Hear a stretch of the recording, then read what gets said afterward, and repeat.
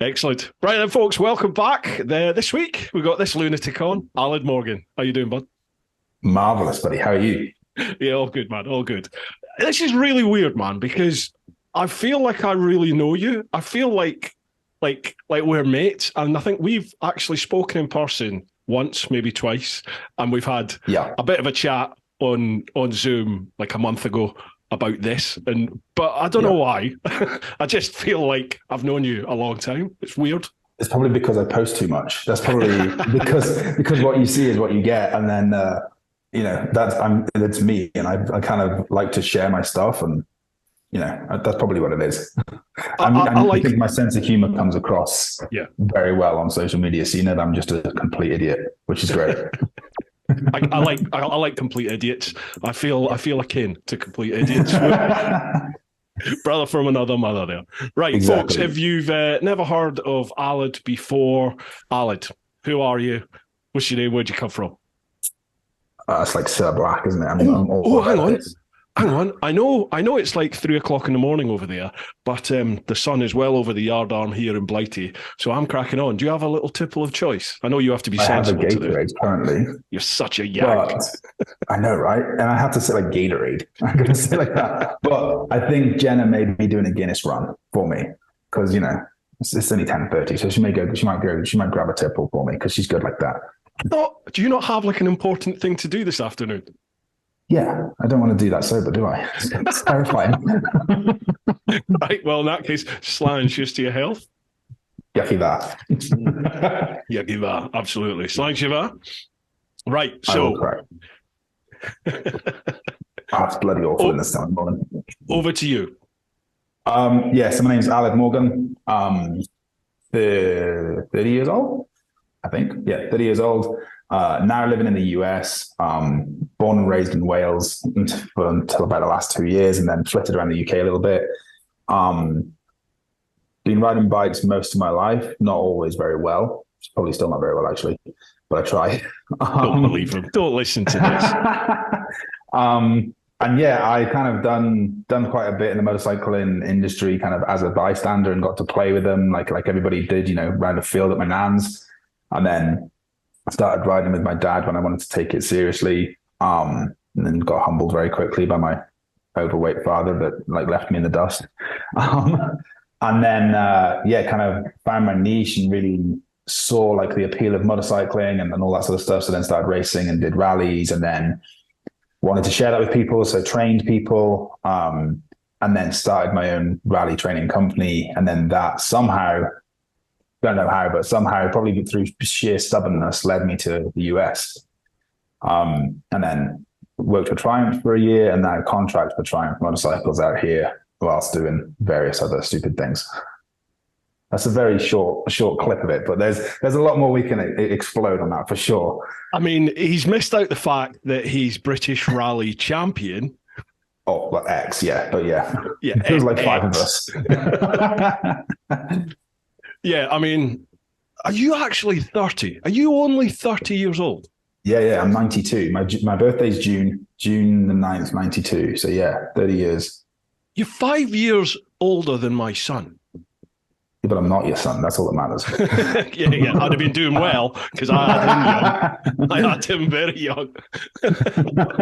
Jesus, really? So when we met, was that 2017, 2018? I think it was. It was 2017. So was it the London show or NEC? London show, yeah. I think you cornered me when I was doing a wander. I did, yeah. I recognized the beard and I was like, I think I know him. And you were like, I can teach you to ride off-road. And I remember just looking at you and going, oh, God, no, not another one. Because I'd had a few people going, I'm going to teach you. The emails back and forward were always great because you were like, this could be great. And then you clocked on, you were like, wait, off-road? Yeah. It was like, oh, shit, he actually means it? and he's pretty handy. Oh, God. Sadly, we never got to make that happen, did we? We never actually got to meet. Come out here and we'll go okay, then. Okay, folks, if a few more of you could go and join Patreon, maybe we can facilitate that. And I can Foxtrot Oscar stateside for a jolly. I mean, to what? People need that. do you want to buy him a beer or do you want to send him over here and we can see what happens when you put Mr. Bruce off road? And I know exactly what's going to happen. It's going to be amazing. I'll make sure all the GoPros are charged. We'll be sweet. Oh God, I know the way this works, and that may actually happen. You might regret saying that. I don't regret it. It's very rarely I regret things. It'll just be very, very funny. It's going to make for a great story. That's all that matters. But yeah, 2017 was when we first met. So I was like 24. Oh, good God. Yeah. Wow. Were you rally champion at that point? Was that later? Was that 18, 19 you? I think it was 18, I think it was. I think it was 18. It was like kind of my whole introduction into it was a really weird one. I don't know if we want to like go into it now, just like we'll come back to it. But like, let's dive in. Let's dive in. Yeah, I wasn't interested in motorcycles at all. I wasn't interested in them. They terrified me. Really? Yeah, they scared the shit out of me. My dad was the motorbike guy. That was his thing. Engines was his thing. I swam and played rugby. And I like dad was awesome. My dad's my hero. He was great at it, and he was patience of a saint with it, never forced it on me, and did everything correct. And I was just like, nah, so I had the kind of the pit bikes and the PW50s and the PW80s and, TY175s and all that stuff. And then had quads, and like my nan had a small holding. Like I had every opportunity to do it. And I'd like play on them a little bit, but like I liked quads, which is hilarious. Because I like felt they were safer. I couldn't I didn't have to keep it upright. But yeah, I was scared of them. I just wasn't my bag. And then mum and dad got divorced when I was 15. And like mum was sporty, dad was motorsporty, if that makes sense. Mm-hmm. And then mum moved to Egypt when I was 16, and then it was just me and my dad, And dad was still really supportive, but he wasn't a rugby guy. He, doesn't really care about dirty, sweaty blokes chasing after an egg. Really doesn't, not his bag. He's all right with it, but it's not his thing. Is he Welsh? Yeah. Good God. Yeah. But he loves the mud and loves dirt bikes. So it's like, if you're not doing rugby, you got to do something else, right? Yeah. Great singer. Exactly. Yeah. He's got a hell of a set of pipes on him. But yeah, we were 16, and I was like, I kind of didn't really knew my dad. We had a very similar sense of humor, and like the more I've aged as well, the more similarities have come out. Yeah. And I was like, I kind of want to like start hanging with my dad basically and do what he does and what he liked doing with motorbikes. So I was like, okay, I'll start, I'll give it a go. And I could ride one in a circle, but I'd never done trails. I'd never really done motocross. I'd never done any of that. Nothing. At 15, 16 years of age? 16, yeah. So 16, I was still very, very new to it. Yeah. And I knew a clutch and I knew what to do, but like I wasn't anything, I really wasn't anything special at all. If you put me on top of a hill to go down it, I'd shit myself. Like I was not about it. And I just said like, okay, like dad, let's go for a ride. It'd be cool to get to know him. And it was a great time for both of us because like, hi, Coach, go down. What's it called, Coach? Coach, yeah. It's the most aptly named dogs you've ever met. She's like a German Shepherd cross something and just loves hugs. Nice. So yeah, we like whenever you come out of a relationship, you kind of start learning yourself as well, obviously. So like my dad was relearning him and relearning what he liked to do and having that freedom. And then I was like getting to see my dad discover himself as well. And it was a very, very, very cool time for both of us looking back.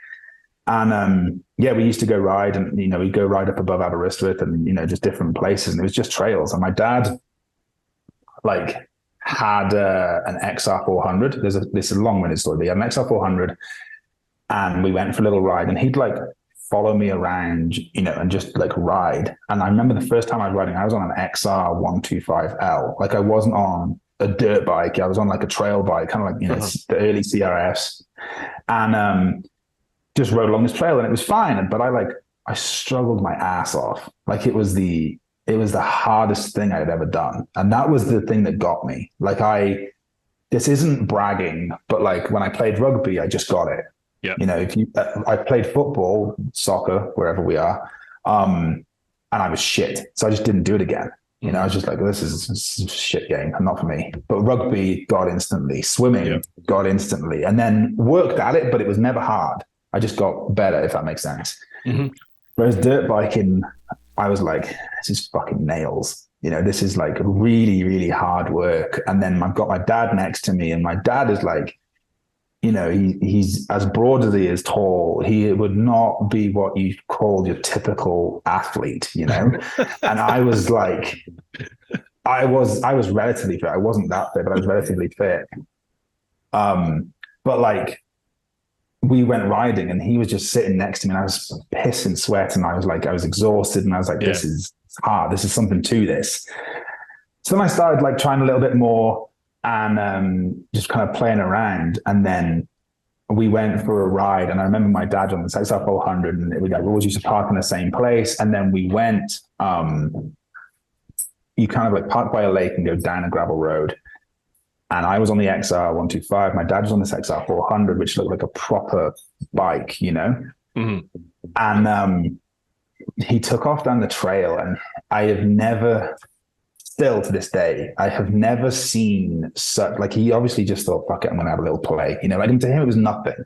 Yeah. But to me, sitting behind it, he took off on the trail and I'd never seen such like poetic hatred put into a motorcycle or like anything, you know, like you watch two guys hit each other in a ruck or a rugby and it's just like, it's kind of like two rams butting, isn't it? Do you know what I mean? There's nothing kind of poetic about it. It's just brutality. Whereas with this, my dad, like just full commitment and full confidence in his ability and his motorcycle.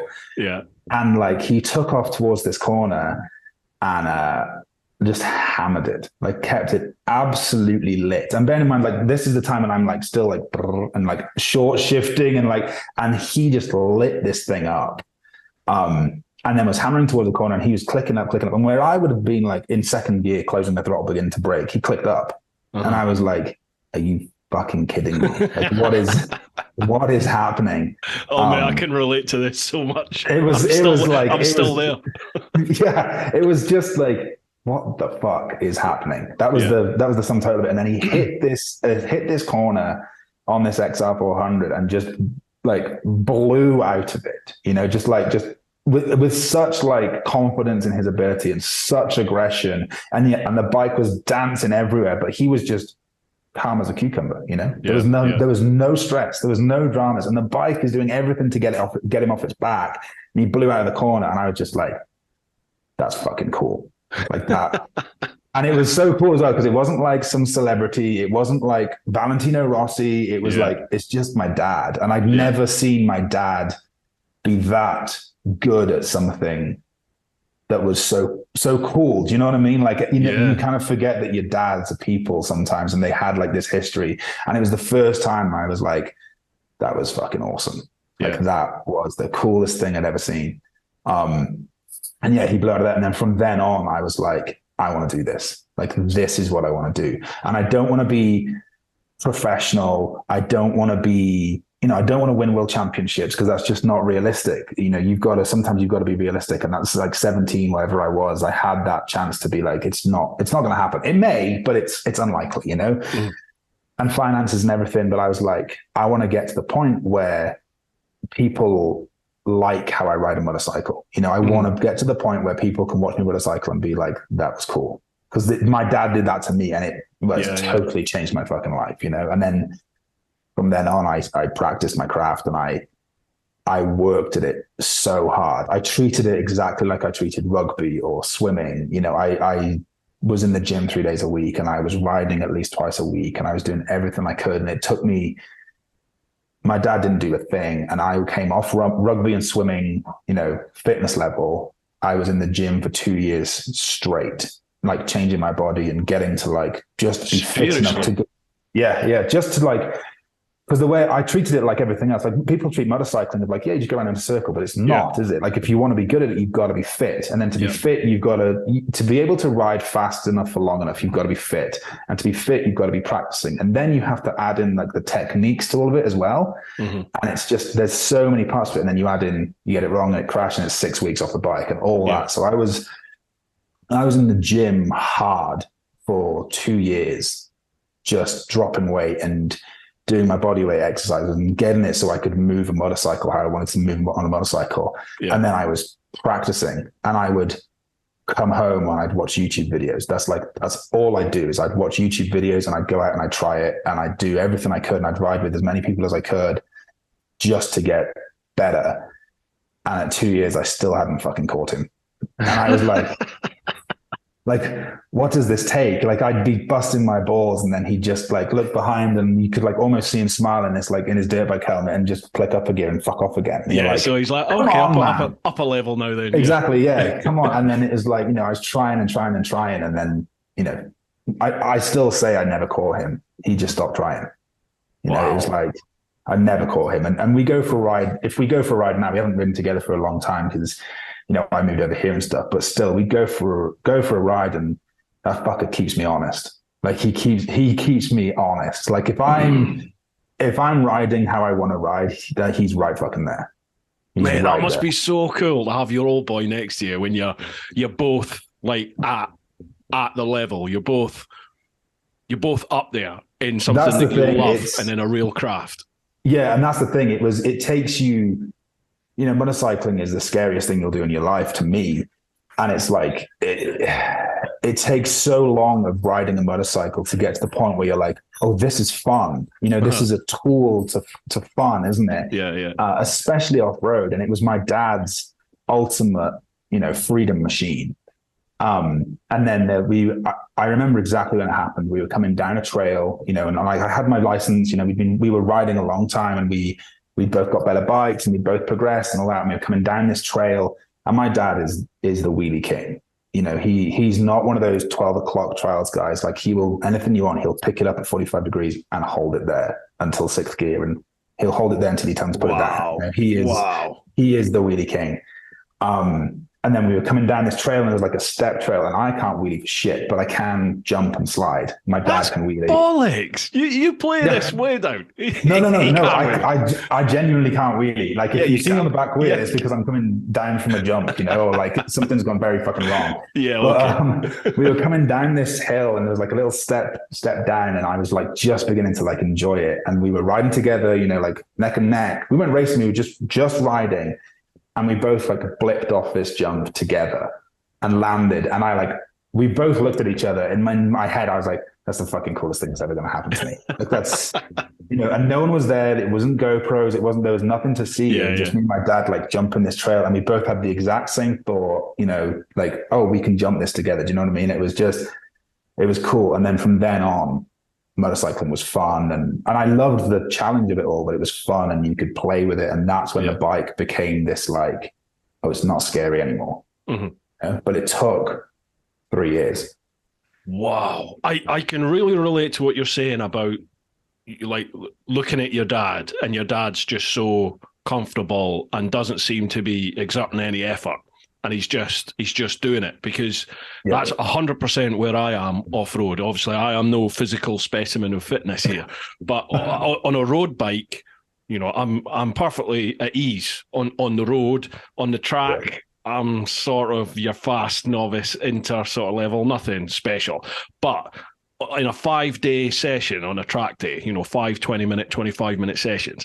By the fourth one, I'm hanging out my hoop, like I could definitely do with working on fitness and flexibility and stuff. But when I've gone off-road, mate, I am blown out even standing up on the pegs, my legs are shaking like a shitting dog. They're cramping up.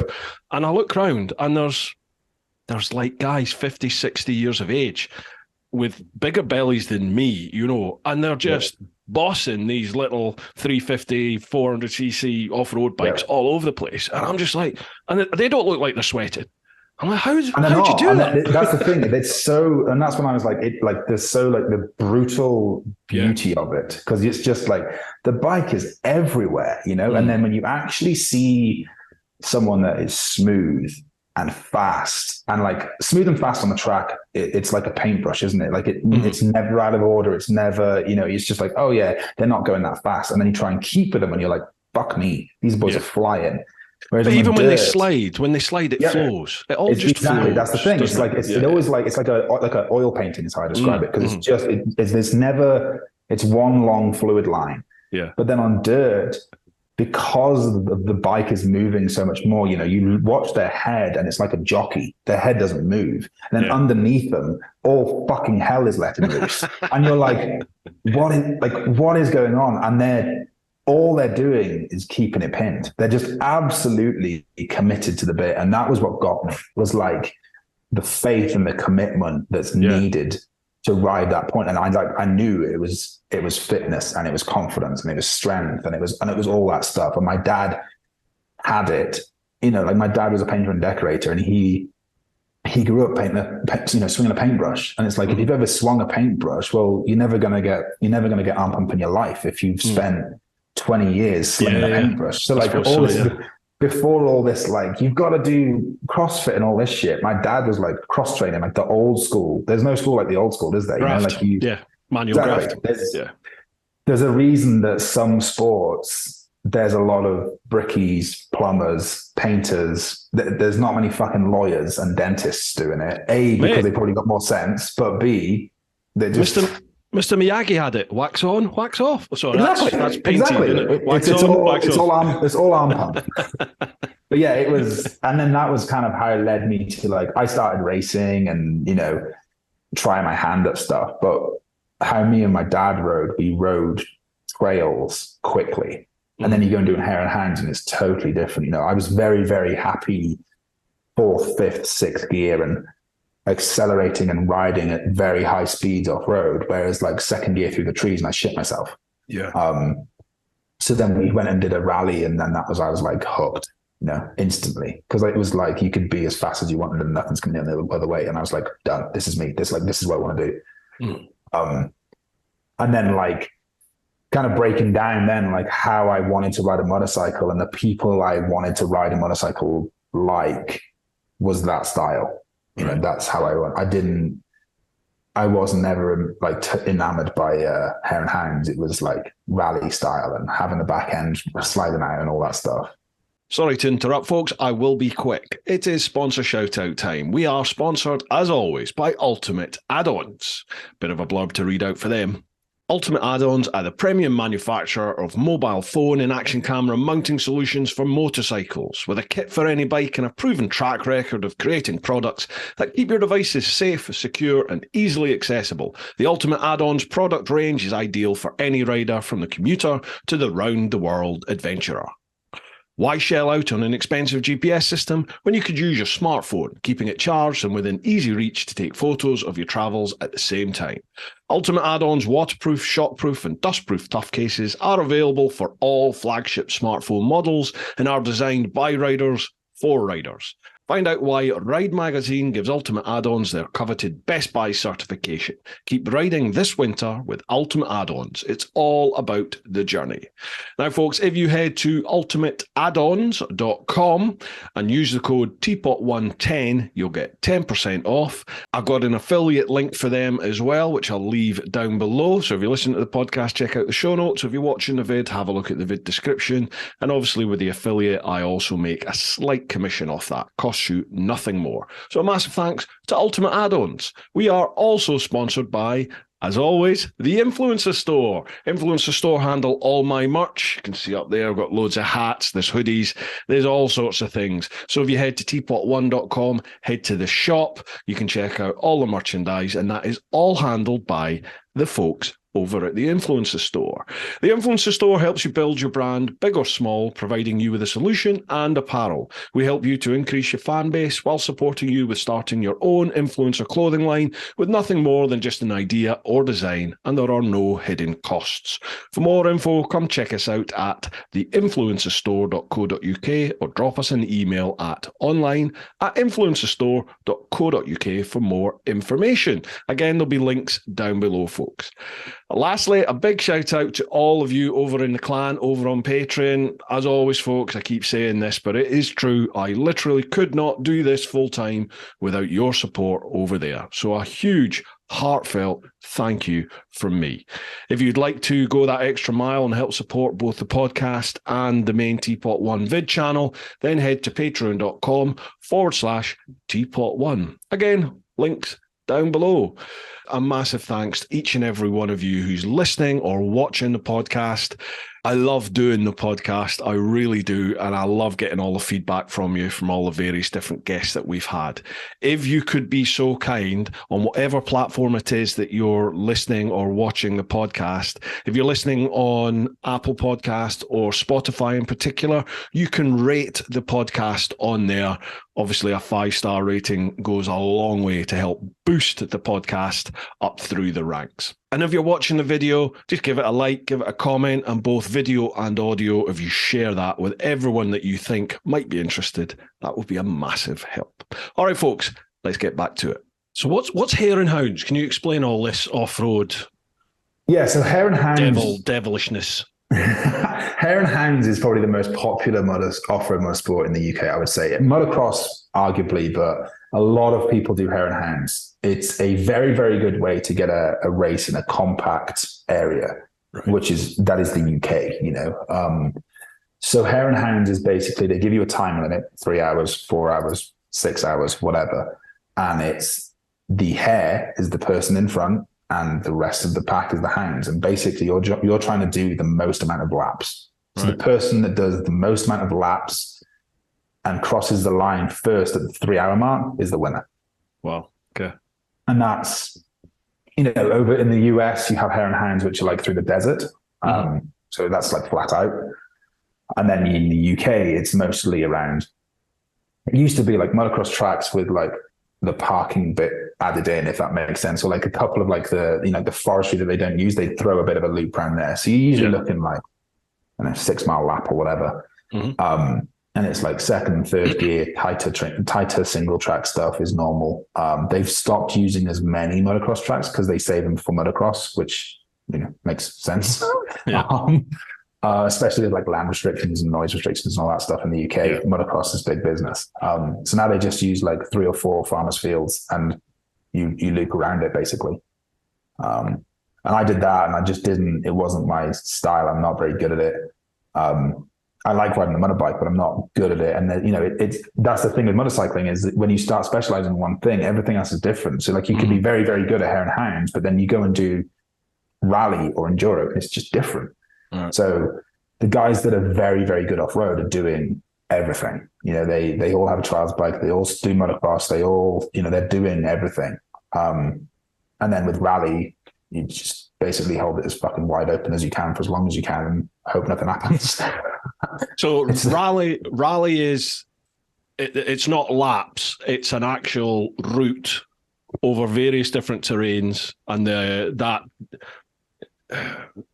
who you're timed from the start to the end point. Whoever's the quickest wins.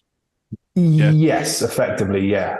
In the UK, they're laps because of land restrictions. But yeah, if you go and do a European rally, it's you know, you'll basically be doing 200 to 300 to 400 kilometers a day. You will not go over the same route twice, and then you're following, you know, a toilet paper with scribbles on it on telling you where to go left and right, basically.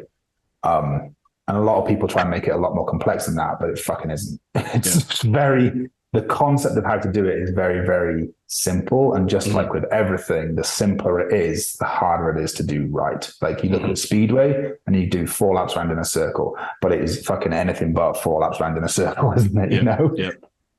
And that's what rallying is. You know, it was the old adventure race, and you follow directions and then you try and do it quickly. That's it. it definitely feels to me, maybe it's because, no, I was going to say, I feel like rally is gaining momentum, particularly here in the UK. I'm noticing a lot more events rocking up with rally, with road books, and you can go and road book training weekends where they'll teach you how to do the road book. It definitely feels like it's on the up, for sure. Well, it's the spirit of rally. The original rally was the Dakar, and the Dakar was done on adventure bikes. It wasn't done on motocross bikes. It was done on adventure bikes. Yeah. The old style. And then they started going too quick, and then they capped it by CC, and then they started making them go quicker, and then they capped it by CC, and now they're 450s. Which is insane, isn't it? When you look at the speeds that they're doing. Yeah. Yeah, they're still, my Husky 450 was geared for 112 miles an hour. Jesus. It's crazy. But that's kind of like the adventure bike is a rally bike. That's what it started out like, and that's the kind of motorcycle that appeals to.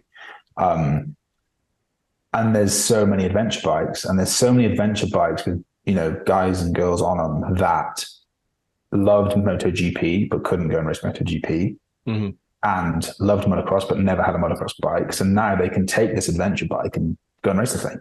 Yeah, and it is the most aligned with rallying, and it's the easiest to do on an adventure bike, and you can kind of rationalize having one bike in the garage and doing a bit of everything with it. Yep. And all of the big adventure bikes have rally bike. It's the easiest kind of factory edition you can get. If you've got a KTM, you can make it look a lot like, or make you feel at least like a Dakar racer. Same with Africa Twins, same with, whatever you want. There is a race version of it, and a sticker kit. The best bike in the world, the GS, obviously. Not the GSA, the GS, obviously. Yes. Obviously.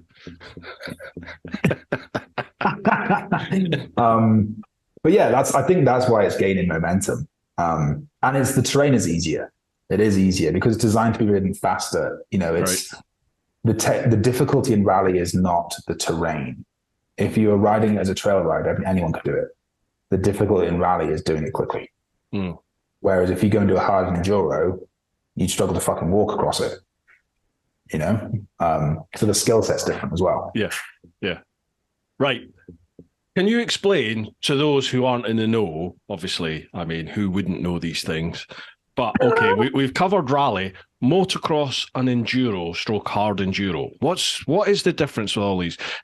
For me, it's just all off road, but there seems to be about 12 different variations on off road. And just when you think you figured it out, someone will invent something new. Yeah. Motocross is a track 20 feet wide around a farmer's field. And I'm going to dumb all of these down because this is where people get lost. People get lost in the weeds and but this technique, bollocks. It's all the same fucking thing. Exactly. It's a track, a man-made track, typically with a couple of jumps around a farmer's field. Come on, Alec, or woman-made. Yes, it is made.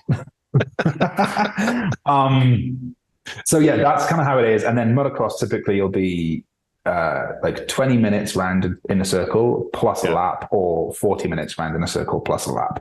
Okay. And then you'll normally do that twice in the day. And then you're separated by class, etc. But that's the premise of it. And the lap would be 1.5 miles, 2 miles maybe. It's not a big lap. That's how motocross works. And then enduro was originally based off horse trials. So it was an endurance test. That's where people lose the enduro part on. So if you imagine you have 3 motocross tracks, there's usually differences that are closest to like a hare and hounds track, but let's just, for the sake of the maths, you have 3 motocross tracks. 1 in London, 1 in Birmingham, 1 in Manchester.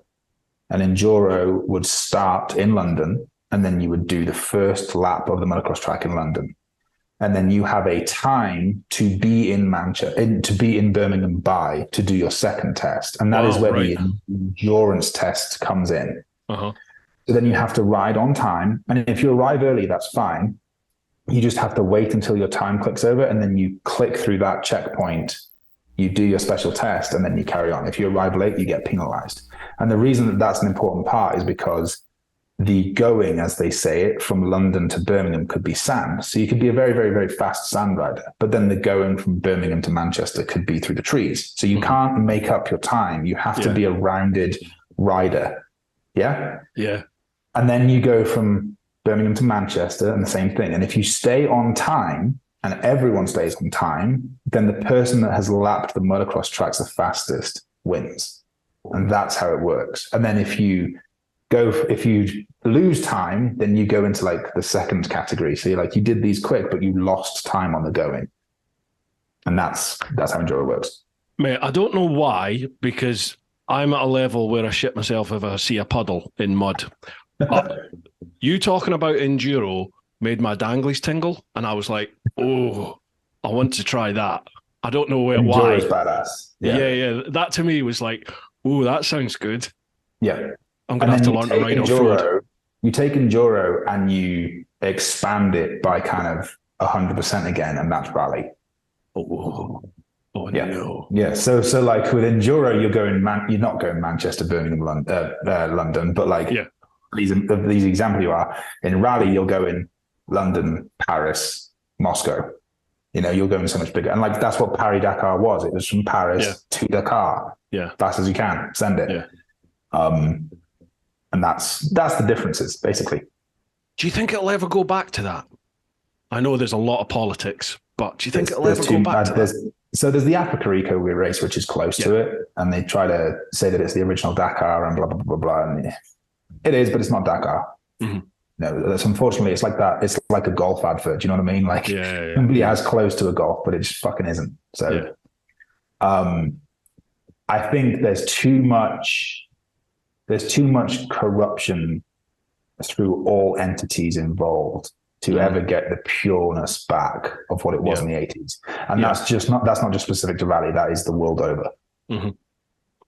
I suppose there was a reason, wasn't there, that they had to move from, well, the Mauritanian leg in particular. There was a reason why they had to move from that. And I've experienced a tiny little slice of what that's like down there, and it's not got any better. So it seems such a shame, doesn't it? Because what a monumental achievement or entity to be involved with to do that from Paris to Dakar. It's just, I mean, that's an epic road trip, isn't it? They've done Paris to Cairo a couple of times, and then they've even done one that went all the way to Cape Town. They did it once. It was like 50th anniversary or something. Wow. So you can imagine that, you know, you're going, I mean, in some of those countries you would want to go as fucking fast as you could through, but like, you're like pinned through the center of Africa. And I just don't think, the problem is that there's always that bias between the adventure of it and then the safety of it. Yeah. And there's always, if it's going to be really adventurous, it's not going to be that fucking safe, and vice versa. Mm-hmm. I remember, I don't know if it still goes on, but there was a rally. Was it called the Baku Rally? Something like that? Was it Baku Rally? Because I remember when I was in Mauritania, I ended up staying in a like not hostel, like an overlanders rest stop in Nouakchott in the capital, and there was a Hungarian chap there. I think he's Four Fingers Photography on social media, but he's a really great guy, and he'd won the Baku Rally quite a few times, but now he was involved in the actual planning of it. So he was over doing recce's on some routes and things like that, but he was in a 4x4 now, and he was a big help to me. Like when it all went a little bit wrong for me at Rosso and it got a little bit tasty, you know, he was straight on the old socials going, "Where are you? Where do you need me? I'll be there." You know, he sort of followed up behind, thankfully, and he's a good lad. Still keeps in touch to this day, but I'm not sure if that rally's still going, the Baku. Do you know? I haven't heard of it. The thing is sometimes they change their name for differing reasons. And rallies, they're very, very well, they're either around for like 50 years or they kind of a bit flash in the pan, and they'll do 2-3 years or 6-7 years, and then the organizer gets bored, or you know, there's not enough people going in, and it has to make money, unfortunately. And this is the thing that a lot of people kind of get hung up on, is like, it has to make money, but like, why does it cost so much? But I still want this, exemplary professional outcome. And it's like, well, you've got to, there's always that, you've got to pay to play kind of thing, isn't there? So, that happens a lot as well. And it's very, very difficult it's very difficult to organize any event and run it properly, but it's very difficult to organize a rally and run it properly because you have no control over the course. And that's the big thing that people forget is everything else you do is closed course. And it kind of is on a rally, but fucking animals don't know it's closed course, do they? Yeah. And that's the difficulty. And when you're covering 500 miles, if you think about it, you're doing a road ride at 500 miles, something's going to happen. Yeah.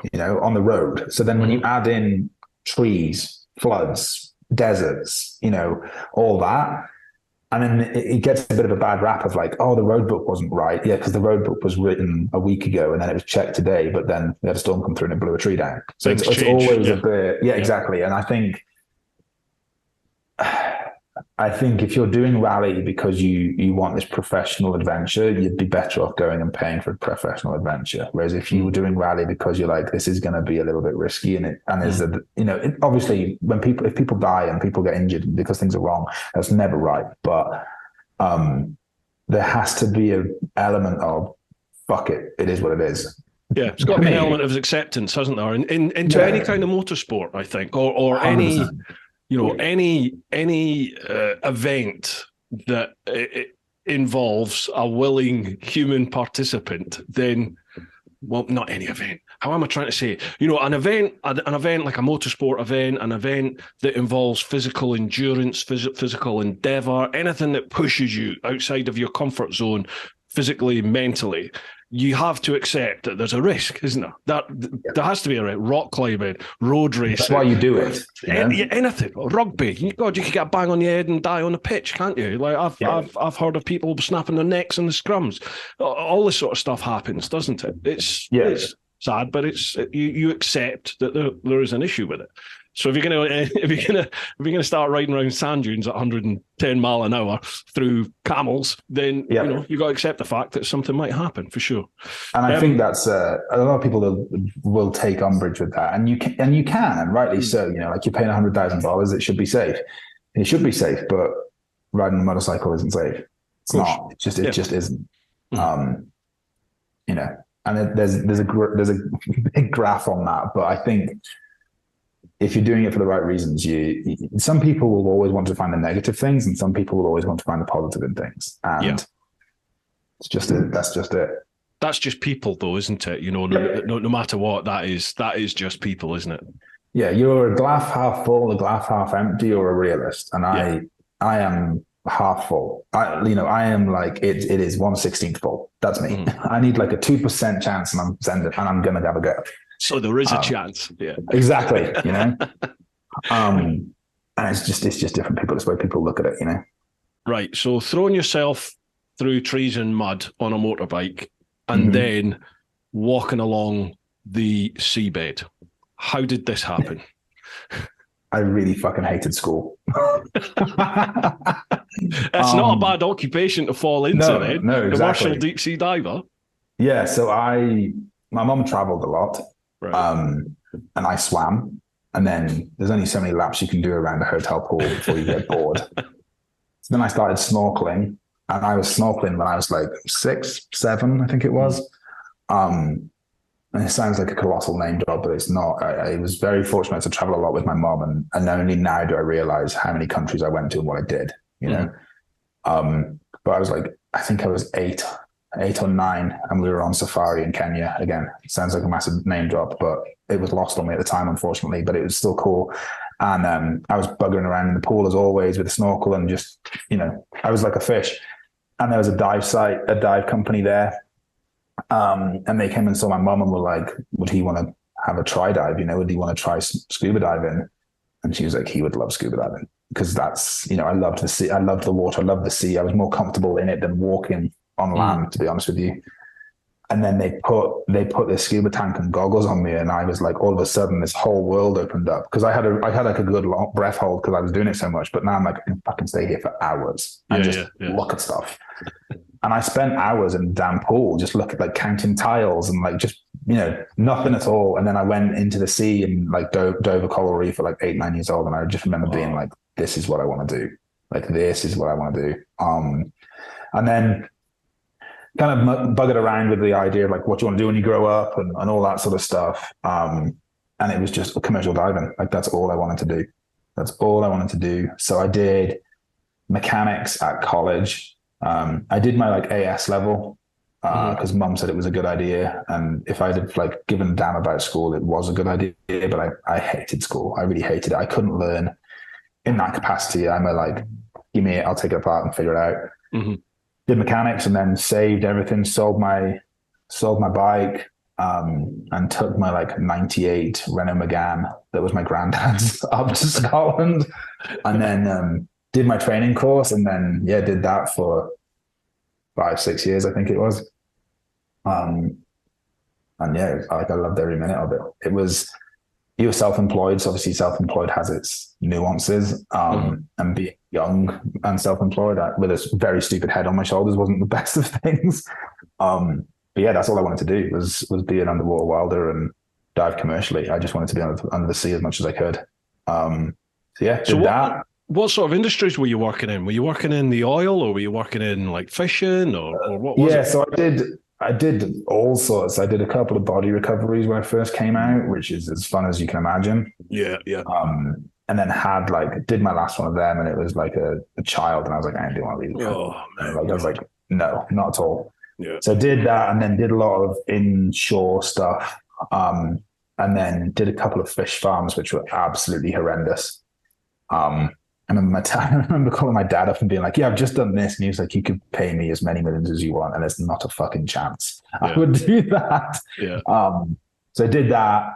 But it's just, it's an apprenticeship still, isn't it? It's like it's like passing your test. You pass your test and then you learn to drive. It's the same with diving. You come up with a certificate and you give it to an employer, and they're like, great, here's someone else I've got to teach, Yeah.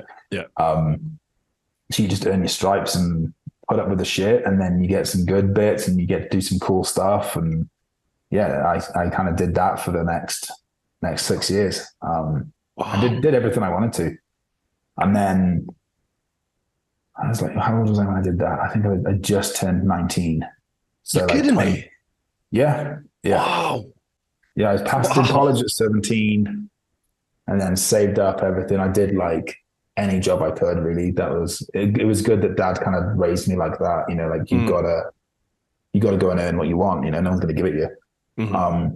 So I did I worked at a garden center, I was compost boy, I did that, and then I did was mechanicing, but changing tires, not really mechanicing. Yeah. Changing tires. And then I worked in Burton. Do you remember them? The menswear shop? Yeah, I do, yeah. Great. I was 18, so I got to speak to, it was with a Dorothy Perkins as well, so I just got to speak to pretty girls all day and pretend I knew how to do it.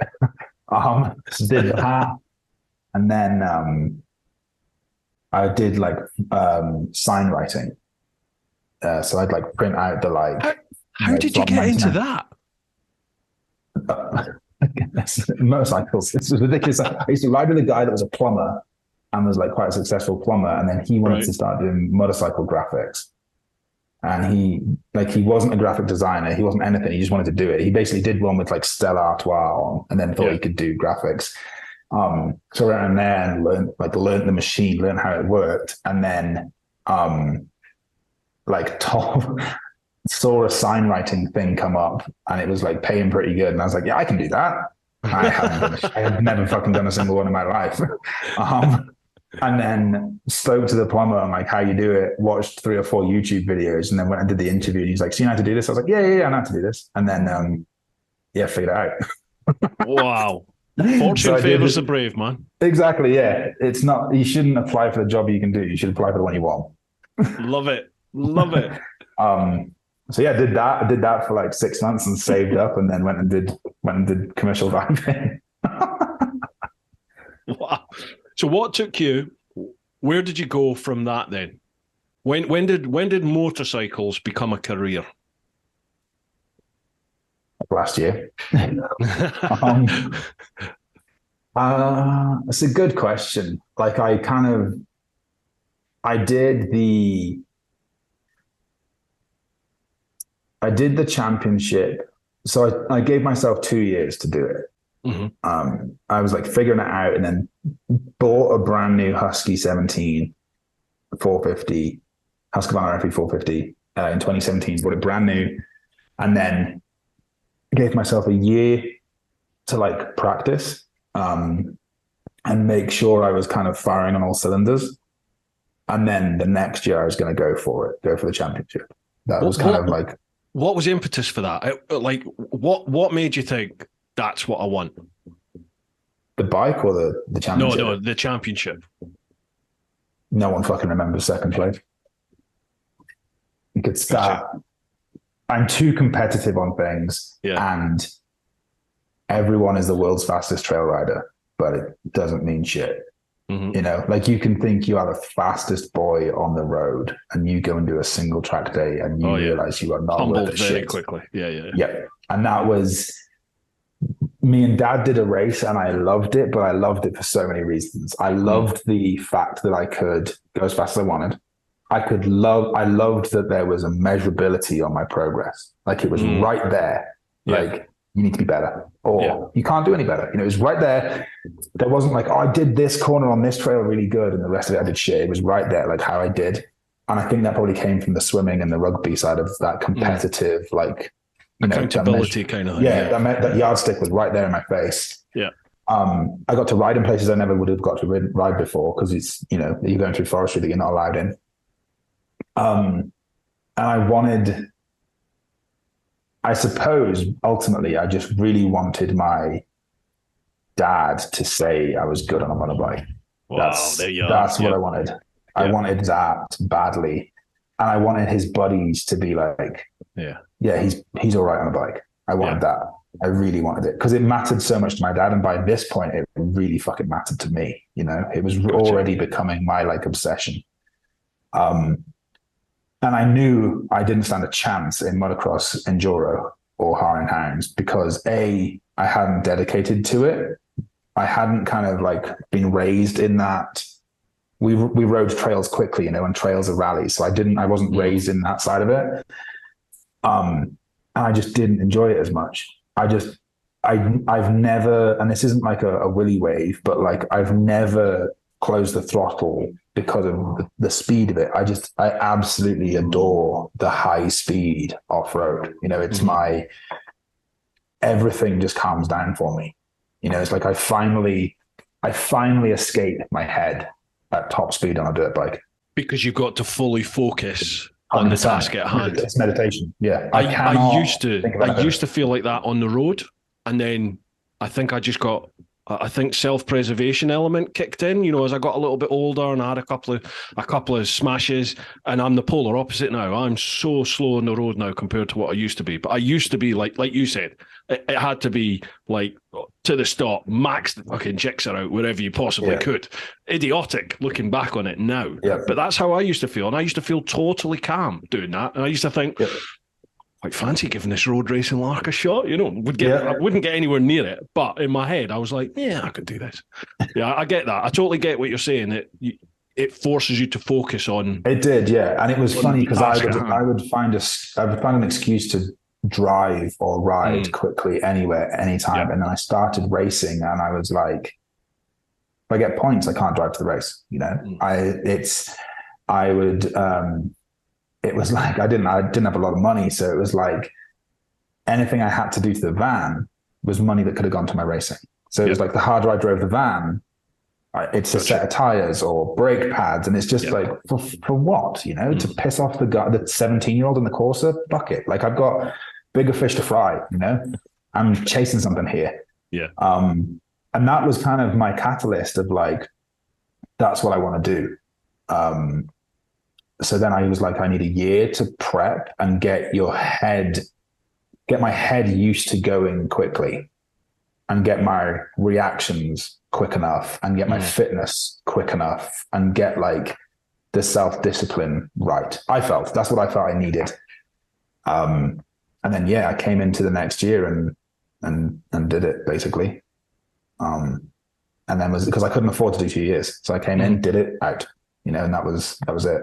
Because it was all funded by credit card. It wasn't like There's no sponsorship in it. There's no support in it. You know, like I had the guy from Sweet Lamb, Mark, he threw me a couple of £100 at the time, which was like, you know, enormous. It was, you know, my fuel to get there back and forward a couple of times. So, but other than that, there was not a lot of help. And rightly so, because the next year no one cares, you know, that's the reality of it. You pour all of that into it and no one cares. It's great for a day or two, and then everyone goes back to talking about Liverpool and Man United, and no one fucking cares again. Very true, mate. It's very true about so many things, like, isn't it? I paid 10 grand to do this, and I got a can of beer with a sticker on it for my championship, and that's fucking it. Back to football. Yeah. on a polar, in a different element of the sport, you look at Johnny Ray, world superbike champion, umpteen times on the trot, but you mention his name to the vast majority of people in the UK, and you know, people will be like, who? You know, and he's like, Jesus Christ. I mean, the guy's a legend within the sport, isn't he? Yeah, it's crazy. You know, like in mid Wales, you'll talk to a couple of people that are at the races, and you've got like the accolades that the guys that run those events have is like as long as your arm. You know, like Geraint at the Yamaha school. I don't even know how many times British champion is. It's like 11 or 12 British time enduro champion, and like 4 or 5 European champion, and 3 or 4 world champion, and like, you know, and that's just him. There's people all over mid Wales that are like that you just shoot the shit with. And it's just Geraint that owns the farm in Llanidloes, you know? Yeah, that's what everybody else knows him as. He's like, he does a bit on motorbikes. And you're like, does a bit on motorbikes? Like, you have any idea what he is? So yeah, that was kind of the realization of it. But I wanted it for myself. I wanted to have something I could hang my hat on. So you when you did the British Rally, then you were already an instructor at Sweet Lamb at that point. I was like helping out, basically. I never totally instructed at KTM, and that needs to be kind of clear. Yeah, there was Mr. Taxman. If you're listening, he never actually.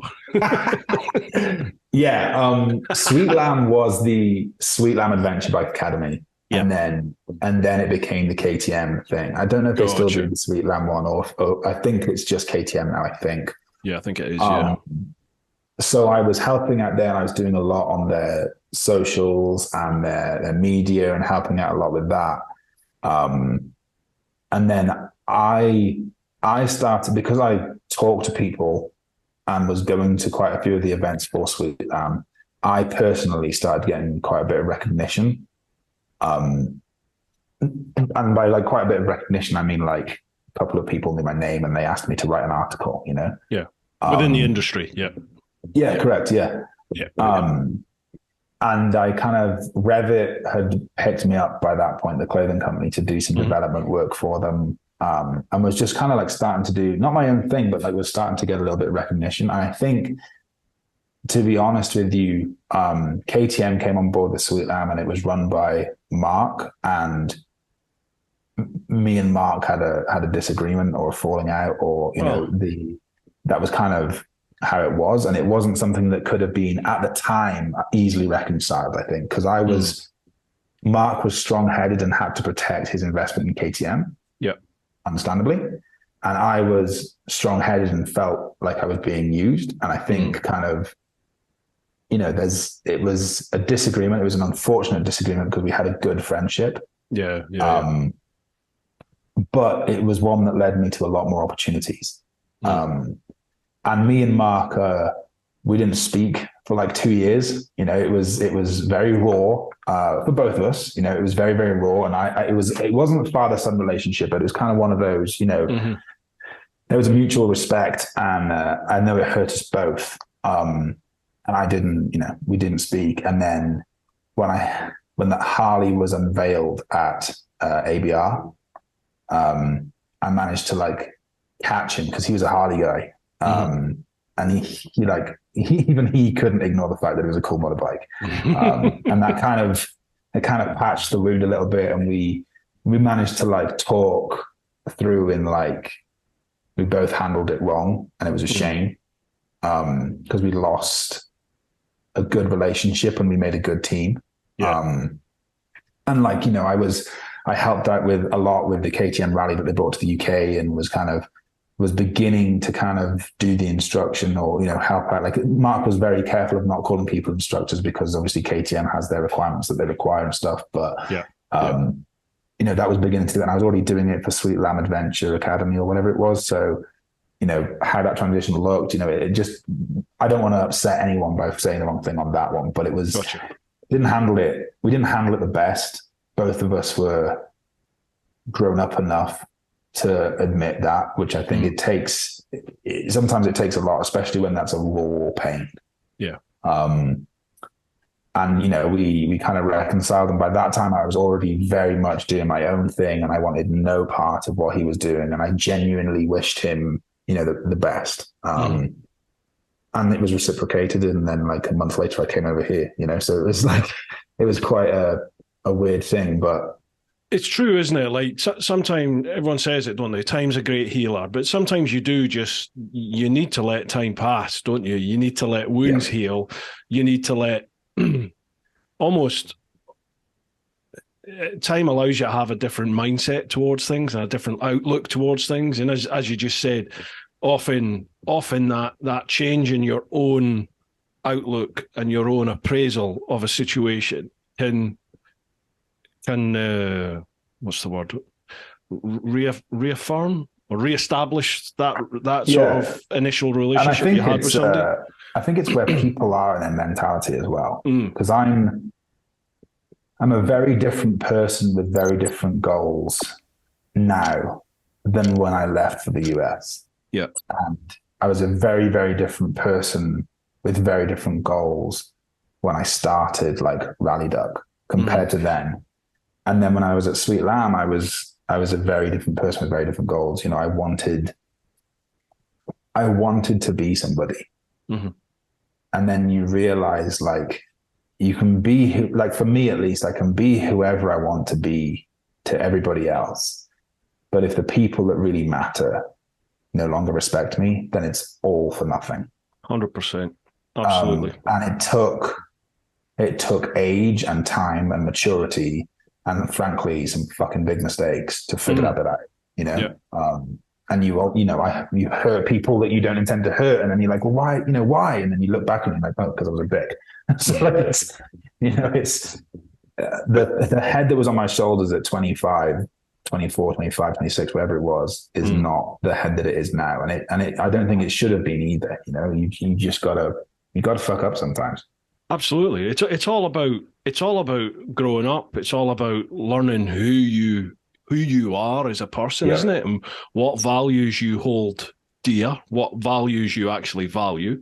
Like something for me, which I hope never changes for me, but something that's really become apparent to me, I would say, over the last decade, is, for me, it's all about friends and family and my own personal integrity, if you know what I mean, in that I have to be accountable to me first and foremost, but also to those that I hold dear, whether that's family, friends. You know, like I can't. I'll say it from my end of things with my channel and my whole job now, the whole career now. I can't, or I won't, put my integrity on the line for a financial gain, for example. Do you know what I mean? Like, so for me with YouTube, you could take on sponsors, you could take on sponsored content where you know, they want you to say certain things about an activity, an item, not so much bike, because certainly as a bloke, you don't get paid for any reviews of bikes or anything like that. I know it does happen in certain sectors of the industry, but I've never had that. But I kind of realized that for me in my job, I have to earn the trust of my own community. And if I misplace that trust by perhaps saying, you know, folks, this thing here, this is awesome, spend your hard-earned money on this, it's amazing. They go and do that, and it's a bag of shit. They're never going to believe you in a month of Sundays, and your integrity is shot. You'll never get that back. So it's, for me, that is something that it's not only in like the YouTube world, in life in general, I really value that. And I only ever want to say what I think, not to the extent where I'm going to be a dick about it. Do you know what I mean? But I don't see the point in. I can't lie. I'm a shit liar. So I just don't. And it took me a while to sort of figure that out. That's what I hold core to me now. You know, at 46 years of age now, I'm like, you kind of have to be true to yourself here. There's no point in trying to pretend you're something else, or you just got to be you and go with it. Yeah, I think that's a very good way you've put that, because I think there was a period of time of my life where I was extremely selfish. And the problem with being selfish is that you don't realize it until you drive a lot of people away. Yeah. And that was around that time. Yeah. And it's taken me a long time to realize it, and I think I was continually pursuing this pursuit of like happiness, and achievements. And then it's like, well, you don't even know what fucking makes you happy. And I don't want to be happy anymore. I want to be content. And there's such a big difference in that, because because happiness it's a pedestal that is very easily snatched away from me. And now my happiness it's very affected by those I love. And if they're not happy, I'm not happy. So if I can be content in situations, it makes things a lot easier to process and deal with. And I don't spend my life unhappy because I'm trying to be happy. Yeah. And a lot of the resources that go into the lie of happiness along the lines of, you need this item and you need this thing and you need to go on this holiday and all that shit. It's for me, it's not true. It's the experiences and it's the positive impact I can place on people's lives because of motorcycles, frankly, that really affects me, and it makes me extremely content. And other things of that. That's what I try and get now. Love it. And you're away to embark on the next stage now as well. I know. Yeah. Little Sprog thing's coming. It's going to be terrifying. I am so stoked. It's, me and my wife, Jenna, we kind of talked it through and, let's have a go, isn't it? And, it's so much more, so much more to it than you think. Like all these 16-year-olds that got pregnant in my school, and they figured it all out. But there's a lot more to it. So yeah, we were fortunate enough to fall pregnant early this year. It was funny because it's probably around the time that Seats was over. So cheers, buddy. We're having a little girl. So we're expecting her September time. Jenna's a little bit older than me, so they classify her as a geriatric pregnancy, which is fucking hilarious. And how many times do you remind her of that? About daily, and she tells me to fuck off daily too, and it's perfect. It's so good. It makes me that part of the relationship makes me so happy. So they may induce a little bit early, but I think second week in September. So and then I met Jenna through motorcycles. We're both, that's a big part of our life. She's quite handy on a bike as well, isn't she? Oh, she's not shying the throttle, yeah. Yeah, she's not shying the throttle at all. She's full fucking send everywhere. Is that what it was? You were just like, that's the one for me? Right. I wasn't going to put a ring on something that couldn't hang, and yeah, she hangs and more. She spanks my ass down the ski slope for sure. It's just fucking awesome. It's I've never been so humbled as when I tried to follow her on a snowboard and I absolutely shit my pants and was like, nope, not for me. So yeah, it's awesome. And then little girl. So she's going to be Cecilia, which can be shortened to CC. And then one of the three people that I really idolized the way to ride a motorcycle around was Nicky Hayden. And his death is probably one of the most impactful deaths that I've gone through. And it was ridiculous. And I raided the track at Donington and grabbed hold of his fairing on his Ducati while he did a burnout. And yeah, he was my hero, is my hero. The way I try and slide the back end on a motorcycle is in part because of him. Yeah, seen him do it. So Cecilia's middle name will be Hayden. Oh, nice. Which is nice, very, man. very cool. Nice. Yeah, and Jenna was all about it, which is just awesome. And she grew up, an hour and a half north of where Nicky Hayden's from as well. So it's very, very cool. It's nice to have a kind of a bit of a full circle on that, which is cool. Yeah. Awesome, man. Dude, how long have you got? That's an hour we've been bashing gums. I've got another 2 hours. Sure? Right. Mm-hmm. Yeah, our appointment is at 2:00 my time. It's like 11:30 here. So awesome. Right. How about there's loads I want to chat to you. Like you mentioned Rally Duck there. So there's loads I want to bring up, but we've got some questions to go through. Let's fire in. Let's crack on then. Lovely job. Right. First off, we'll head across to Patreon, to the clan. So it's patreon.com/TeapotOne. First one, Patrick Collum. What's more intimidating, Parenthood or riding into the parts unknown? Parenthood. 100%. 100%. Parts unknown, I have a skill base that I've spent my lifetime developing that I can lean on. Parenthood, I have fuck all. I have a book and a load of people saying, you'll be fine. Yeah. That doesn't fucking help. It is so weird. I was young. Not as young as some, but I just turned 21 when my son was born, and his mum and I, we were going out, we were living together, but we were both at uni. We were literally students at uni. I think we were both in our second year of uni when all of a sudden she fell pregnant. And I remember just, it didn't hit me until I think until the day he was born. And then bringing him out the hospital, I remember driving in my brother's clapped out old 1 litre Ford Escort that he'd given me. This thing was a shit heap. And I remember driving from Glasgow to our house, which was about 20 mile south of Glasgow, a wee village called, what was it called? Edenbridge? Was it Edenbridge? No, Eaglesham, that's where I lived. And I remember driving and just...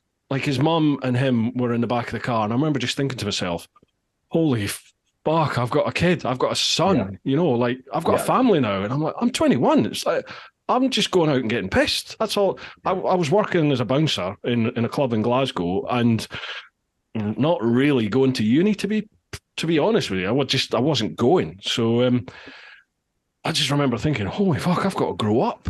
And exactly what you said.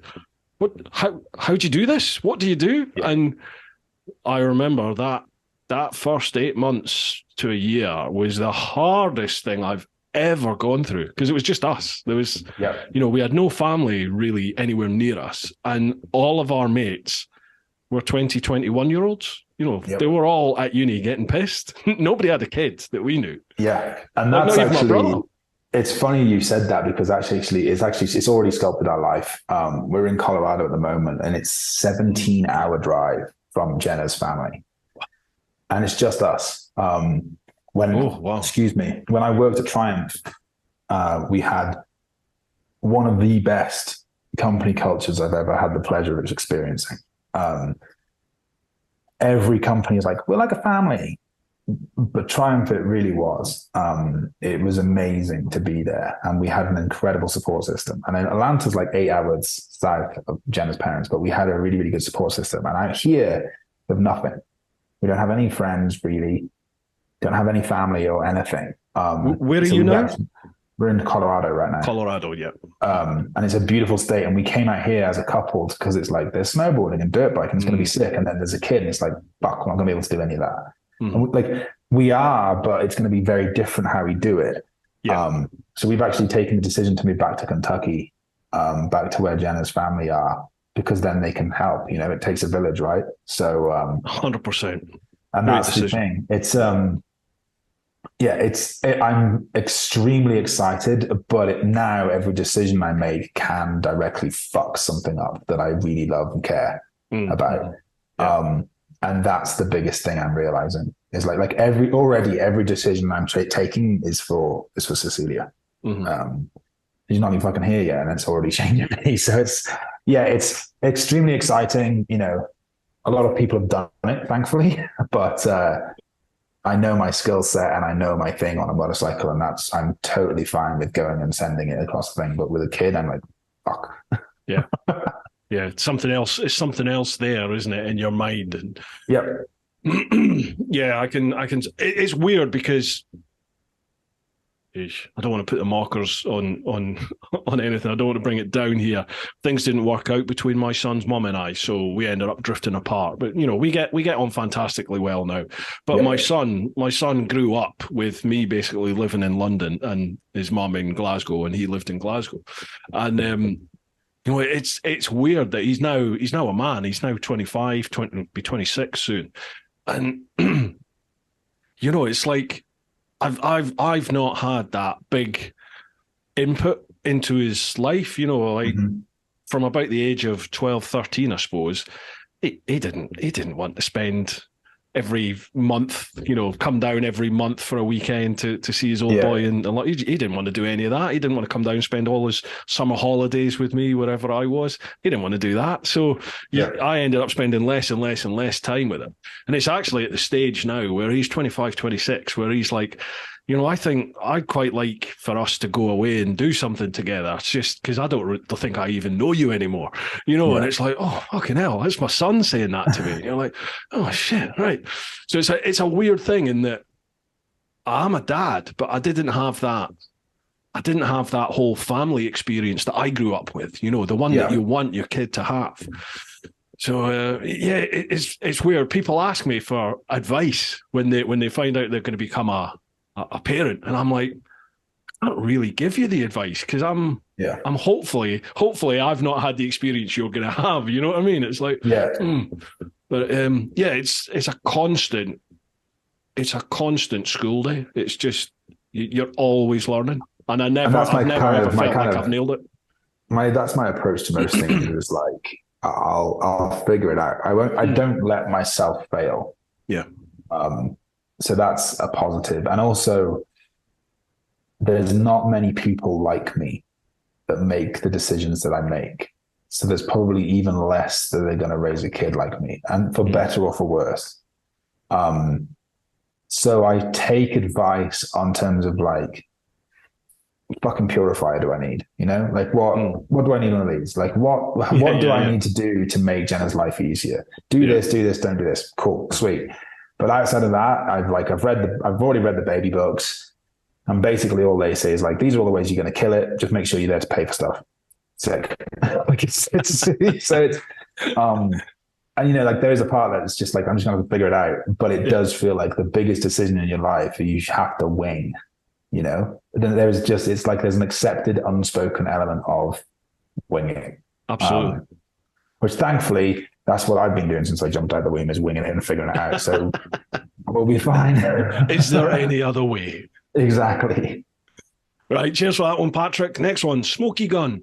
Excuse me. Hi, Alec and Bruce. I'm only aware of your exploits thanks to the Teapot recommendation, but I've watched a few of the YouTube vids and I'm hooked. What an awesome adventure converting the Harley. So, based on the fact that you had to buy the old American-sized spanners to complete the job, here's my question to both Alec and Bruce. What's the craziest excuse you've ever given the missus to justify a bike part or tool purchase? As an example, my recent excuse for buying an extendable wrench that I didn't need but makes life easier working on the bike was that it would help if our kids ever got a puncture in their cars and couldn't get the wheel off. Okay. Craziest excuse for a bike part or tool. Oh man, it's difficult because my wife rides dirt bikes. So she rides motorbikes and knows parts, and obviously when I immigrated over here, she had a bigger toolbox than me. I will say that I don't probably have a very good excuse for this one, because when we moved to Colorado, she actually turned to me and said, us moving to Colorado and you not buying a dirt bike is not an option, so go and fucking pick one. Oh my God. I see why you So, married that woman. yep. And then she bought me a lowrider S for Christmas. So I don't really need an excuse to buy a bike part. I just say I want this, and we buy it. Do you know how many bikers out there hate you at this current moment? It's awesome, right? And she's smoking hot too. It's so good. What so a dick. happy. Anyway, Alec, been nice having you on. Exactly. If I'm honest with you, probably any other relationship I was in where I wanted to buy motorbike parts, I just hid it from them. So, and they all failed. So there's probably a reason for that. So now I've got a wife that just buys me motorbikes instead. So Brilliant. yeah. Sorry, I don't really have an excuse to rationalize stuff. I'm the same. Like I don't have that with my missus. My missus is just like, as long as we have a joint account that runs the house and all the bills, and there's an amount that you chuck in that every month. And as long as that's taken care of, and I'm covering my own bills, and I'm managing to put food on the table, which I plainly am, then she's like, You've dropped some pounds there, though, bud. I've been rowing. I have been rowing. Yeah. It's been an impressive effort, to be fair to you, buddy. That's very kind of you. I know you're being humble and putting yourself down in a typical British way, but it has come off you, to be fair to you. Do you know what? I haven't lost. Well, I think I've lost half a pound. I started at 20 stone 6 at the beginning of January. Like here. It looks a big difference here, and kind of like on your chest as well. Yeah, I've noticed that the shape's changed a bit, but my weight hasn't. I think I'm 20 stone 5 and a bit. So, I think I dropped to about 20 stone 2 at one point, but I'm back up about 20 stone 5. But your fat to muscle ratio is probably shifted in a big way. Do you know the biggest thing for me is I feel better myself. I was genuinely a bit concerned last year because I felt like death, I felt like I was dying. I felt to every morning, I still feel shit in the mornings, but I felt like I had no energy. I felt really nauseous all the time. Everything hurt. It started getting to the stage where, it affects your mood. You just start feeling shit about everything. And I think I just got to the point where I was like, I think I know what this is. I don't think this is an illness. I think this is just, you're too fucking fat and you feel loathsome about yourself. You need to sort your life out. So I was like, okay, right, let's dig the rower out and let's get on with this. So, and it literally within a week, 2 weeks of rowing, 5 days a week, just getting on there, you get to that stage where, from like your rugby day, well, your gym day, when you're training in the gym and stuff, you get to the stage where you need it. You actually look forward to it. You don't want to do it, but you're like, I'm looking forward to how I'm going to feel after it. Absolutely. Yeah, 100%. So thankfully, I'm at that stage. But then I was out cutting the grass last weekend because it's like a jungle out there, and I was away to empty the basket, with all the grass cuttings. And I'm walking down the garden, and we have this rescue dog that we adopted sort of during the COVID lockdowns and stuff. And she's beautiful, but she's a fucking idiot. And she digs. She just digs everywhere. So I'm walking through this really high grass, and I fell down a hole that she dug. And I genuinely thought I broke my leg. Like, have you ever I'm assuming you've broken bones before. A few things, yeah. Right, unfortunately. So I've broken both ankles, dislocated them. I've broken both legs. I know what that feeling's like. And I had that crunch, pop, instant warmth feeling. And I was like, I broke my fucking leg. I was literally on my back in the grass, like trying not to scream, grabbing my ankle, moaning. My wife was away. My wife was up north at her mum and dad's. So I'm home alone. And I was just like, oh, fuck, what am I going to do?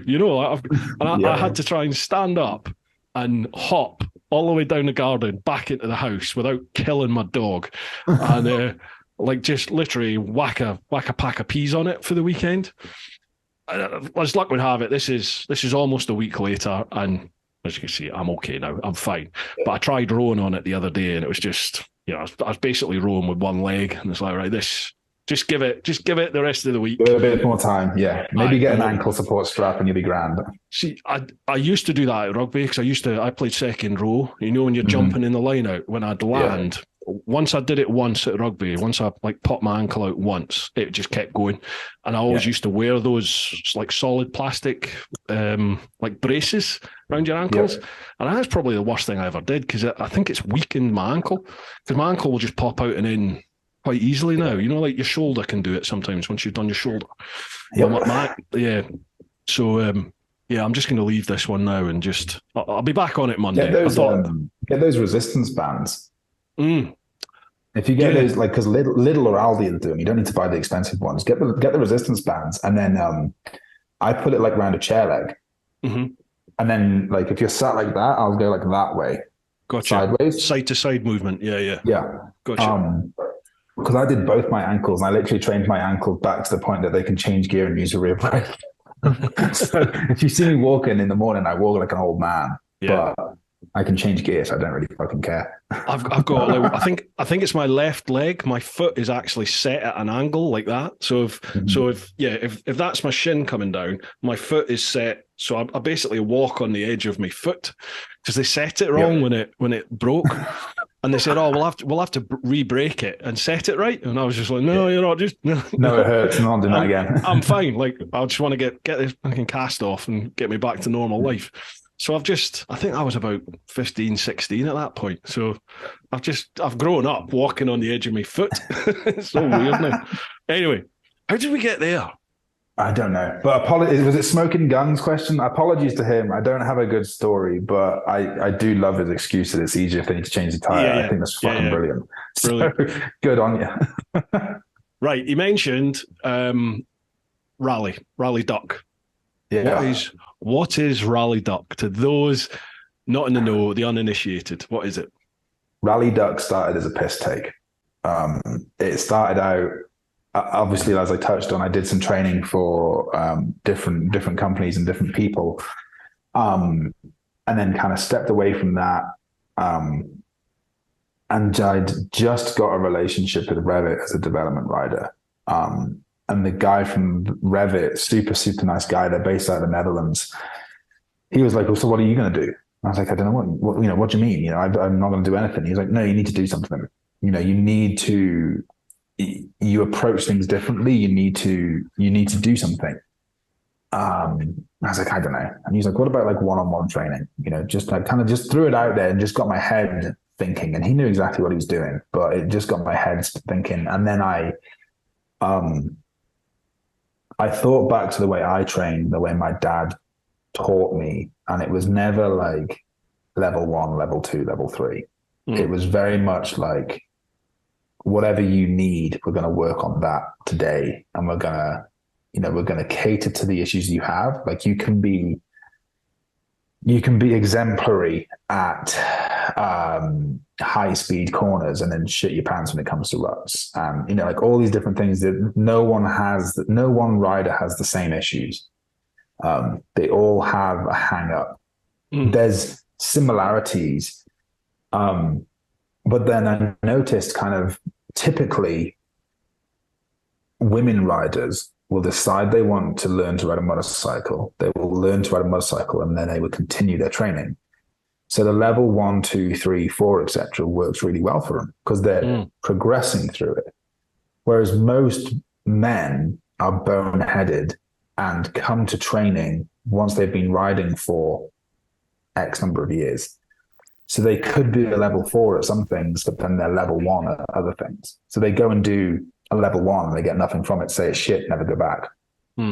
Because they actually need to do level 2 or level 3. And schools, rightly so, need to make sure that you have the basics. So they have to start you at level 1. And it's just, there's, for whenever you're catering to a class, it's not going to be tailor-made. It can't be. So it doesn't always, not everyone gets what they need out of that class. And I just thought, one-on-one training, really not giving a shit about what you need, just making sure that you leave the day as a better rider. Yeah. That's what I wanted to do. And that's what I decided to do. I did, I created Rally Duck and I did it. I wanted it to be a bit of a brand, and I wanted it to be somewhere that people could get help. I wanted it to be no bullshit, no bravado. I just, if you were being a fucking idiot, you got told you were being a fucking idiot, but we got told you were being an idiot as you were being helped, Yeah. I didn't want people on there that kind of just ranted and raved about things and kind of didn't come from anywhere of knowledge. It was just like, well, I read this on this person's post and now that's my whole identity. Yeah. So made a Facebook group and had a lot of the guys in it that I'd raced with. So there was a lot. Everything was very quickly quantified. Everything was very, very quickly backed up. There was a very, very good level of knowledge in there without any bravado to help quash kind of issues around rallying and how to get into it and what you need and all this other stuff that really helped. And that's kind of how it started. And then I started training people and started helping them out doing that. Excuse me. And then just kind of wanted to change. Like I said, I wanted to make a bit of a name for myself, probably for wrong reasons, but my way of going about it worked.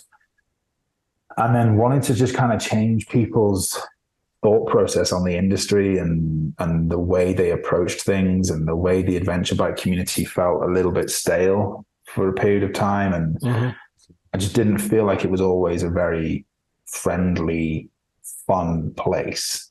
It felt like you had to have fun in these parameters because that's how the TRF says you have to, or this, do you know what I mean? There's just, it felt like there was rules and regulations and I'm like, fuck me guys, like riding motorbikes is fun. Yeah. Let's do it because it's fun.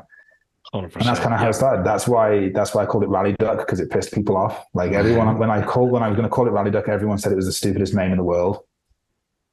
And then they saw the logo and everyone wanted a sticker all of a sudden, like it was very, very funny. And that's how I created it. And it had this community, and then we had like the training side to it. And then I did a couple of events, put on a couple of events just for shits and giggles. I did like the Horwood Moon Marathons, which I did, and it was very, very, very near to my heart for like a lot of reasons. Did that, and it really challenged people as well. And it ended up getting my job at Triumph and bringing me over here and everything else. So it was cool. I had no idea.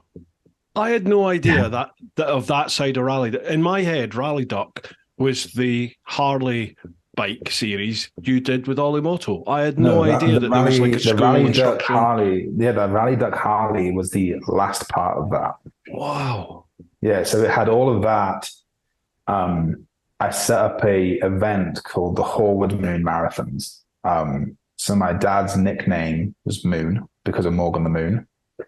So his nickname was Moon.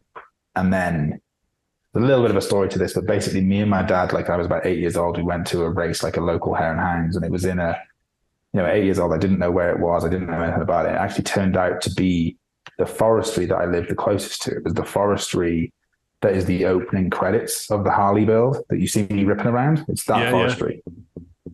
And we'd walked down a hill and we stood there, and people were like just coming around the forestry corner. And I was like 8 or 9 and still not really interested in motorbikes. I liked them, but they still scared me.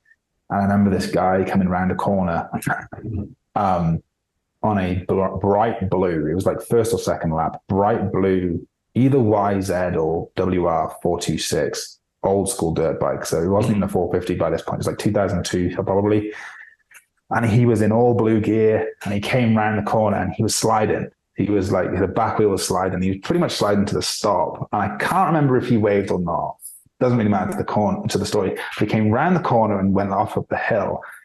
And I was like, that's the coolest fucking thing I've ever seen in my life. You know, that guy is the coolest guy I've ever seen. And like, I want to do that. And then years go by, I was telling my dad, like, because I was practicing sliding, and he was like, why do you want to slide so bad? And I told him this story, and then he like kind of didn't well up, but just like smiled at me. He's like, that was Mark. So my dad lost his best friend, who was Mark Horwood, who was the guy he rode with, you know, exceptionally fast guy. You still there? Yeah, I'm here. Yeah. Yeah, sorry. I've lost you, so I'm trying to pull it back up. Oh, great. Sorry. I thought you were welling up, mate. I was just giving No, you a no, no, minute. no, not quite. The timing wasn't great. So yeah, he was like, that was Mark. That was the guy that I used to ride with, and everything else. And his name was Mark Horwood. And I didn't know it was just some guy on a blue bike in blue gear. Mm-hmm. And then was like, okay, so the Horwood Moon Marathons was called Horwood Moon because of that. It was my dad and this other guy. Yeah, yeah. And basically, it was an event that it was. If you ever watch the Barkley Marathons on Netflix, it's a running race in Tennessee, and it's like 72 hours. You've got 12 hours to do a lap, and you got to do 5 laps. And I did the same thing on a motorcycle, and it was literally designed because I was so fed up with people going out riding a motorbike, taking 60 pictures in the space of 3 miles and not doing anything else. Mm-hmm. And I was just so fed up of it. I was like, just shut up and ride the motorbikes, let's go and have fun with it kind of thing. Yeah. And set this up, and it was nails. Like, it was super, super hard. And it was designed, I didn't want anyone to finish it. I did it because I was like, I don't want anyone to finish it. I don't want anyone bitching about it. Let's just go and have a go. I pre-ran the trails, and you did 12 hours. Whatever you did the lap in, the remaining amount was your time to rest. Right. So you set off at 9 a.m. and then you had to be back in by 9 p.m. and start the second lap. So if you did the lap in 3 hours, you had, 9 hours to chill out. But most people were doing the laps in 10 hours. Jesus. So they'd have 2 hours lap rest and then go back out. And how far was a lap? Oh, it's a marathon. 200, 200 miles. Oh, Jesus Christ, right. Yeah. Ollie actually did a video on it. There is a video on it on Ollie's YouTube. There's a video on it. Check that out. It's fucking hilarious. It's so funny. Because it's fully in the hurt locker. And that was the point. It wasn't what I wanted it to be was when you finished it, or you quit. I'm not going to make you quit. You quit. And then you know what you need to work on. It's a training. It's not there for likes and follows. It's not there for participation trophies. That's it. Mm-hmm. There was a Sprocket Spirit Award, which was some rebar and some old cogs and a chain that I welded together because my dog back in the UK was called Sprocket. So there's a Sprocket Spirit Award that went to the person that kind of embodied the event the most, but it wasn't a participation trophy, and it wasn't going to someone that bitched about it. And I did it, and Ollie filmed it, and it's no one finished it. It was a good crack. It was a good time. And I did that event, and I did it the second year, and then I came over here. I did Horwood Moon Marathons, and then I did the Harley build as the final thing. I didn't know it was going to be the final thing, but that was the final Rally Duck project, basically. Yeah. So how did you meet Ollie then? But yeah, it started out. So I met, do you know Seats or know of Seats? Andrew Seaton is his name. He's that 990 guy on Instagram, but he's part of the Bodge Tape crew. Right. Gotcha. Okay? Mm-hmm. Super, super nice guy. I met him at Sweet Lamb doing an event. And we met each other and just instantly got on like a house on fire. And he had the Bodge Tape crew, which was Ollie, him, Al, and Whitey. And if you haven't seen any of their videos, they're super funny. Yeah. And then me and Seats got on like a house on fire and started hanging around and chatting a little bit and riding together. And then I met the rest of them. And I was very close with Seats pretty much instantly, but they all had pretty demanding jobs. So you wouldn't see them for, 6 months at a time or whatever. And they were down in Oxford and I was up in Mid Wales, which might have well have been Mars,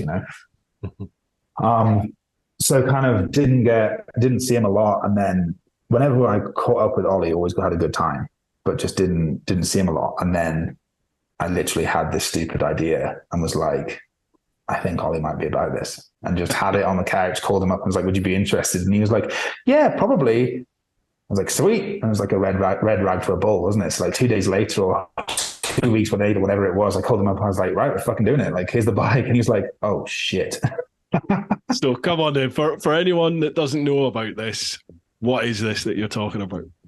The bike? Yep. And the whole idea behind it.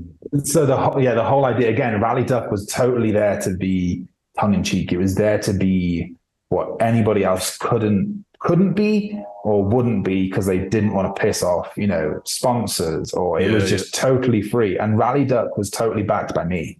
You know, all £3.50 on the website was coming from my pocket, you know, so I had the total freedom to do whatever the fuck I wanted, because it wasn't my job. It was just my screw around. Yeah. And it was around the time like adventure rallying was kicking off, and I was seeing on all these different websites and all these different Facebook groups, like people being like, no, you have to have a 450 Dakar and you have to run these tires and blah, blah, blah. I was like, fuck me. Like, you don't, no, you don't, you know, you can have fun in it. Yeah. If you want to go and win the thing, you're probably going to have to be on a KTM 450. But if you just want to go and play with the thing, you know, you can do it on what's in the garage, really. Absolutely. And I was just getting so fed up with people saying all this stuff. So I was like, I'm going to fucking show them. Like, I'm going to show them you can do it on anything. So I called up the organizer and was like, can I do one of your rallies on like anything? Can I just make my own class? And he was like, yeah. Like, cool. And then hung up. Like, right, what am I going to do it on? Like, I had the green light that I can do it on something. I was like a 125 motocross bike would be funny. I was like, no, it's not stupid enough. You know, it's not. It's still a very capable motorcycle. It's just a small CC. Now it's not stupid enough. And I was like, what about a Triumph Bonneville? Which is hilarious because this is before I got my job at Triumph. Yeah. Yeah. I was like, what about one of them? I was like, no, that still has like some prowess to it. You know, like it was originally an off-road motorcycle. Like it's not now, but like the thing is still there. The answer's there, Alec. It's a GSX-R1000, surely. It's a GSX-R1000. Yeah. I actually looked at an R6. Did you? I did look at an R6, but I just didn't think it would be comfortable for the rally. That was what clicked that idea. I never had you down as being weak. God. I know, right? Total pussy. So I was like, you know, looking about it, and then I'd always fancied a Harley. I just could never rationalize one. Always fancied one, and then was like, a Harley could work. And then I pulled up the geometry, like the specification of it, to see what the rake and trail is. And I was like, that could work.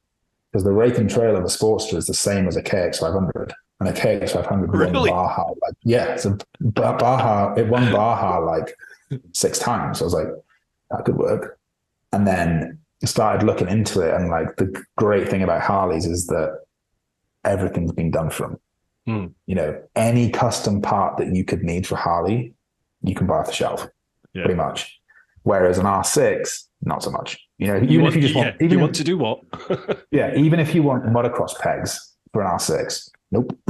You know, to put motocross bars on an R6 is a ball ache. Like everything is difficult. Whereas a Harley had already been done for different reasons, but it had already been done. So I was like, right, Harley might work. So I pitched the idea to Ollie to come film it because I knew it was going to be funny. And it was going to be kind of 2 fingers up to everybody of like, you can go do whatever you want. And it was also, there's so many people I meet that like, oh man, I wish I could. And it's like, well, you can, you know, you just stop listening to other people's fears. Like you can do it. So yeah, bought a 1992 Sportster 883 off a lovely lady who was a grandma in Northampton. And it was like during COVID lockdown, so we weren't supposed to travel, but it was for work because Rally Duck was work. And I was working for the NHS at the time as well, so I took my like NHS badge and like ran over and picked the bike and come back, you know. And then got the bike home, and then totally framed it, stripped it all the way down, and then it is a 1275cc Harley Sportster, and I built it all in my garage. Ollie filmed it all because there's 3 projects to this thing. Like Ollie's got to do all the filming, which if anyone's ever filmed is nails. And then I was building the thing, and then I'd set up my tripod and try and film it because obviously Ollie was down in Southampton, I was in Mid Wales, so I'd like film that bit, and then he'd have to edit it all and everything. And then the third project was like actually getting all that together. So I did probably 90% of the build on it. And then I had 3 friends. Seats came and helped me with the wiring. There's a guy called Kev who builds race bikes, like old school race bikes. He came and helped me with a couple of issues I was having and helped me put the cranks back together because I didn't have the tool to do that. And then Dan up in the Lake District fabricated the triple clamps and a couple of bits for the rear wheel. And other than that, everything was done in my garage.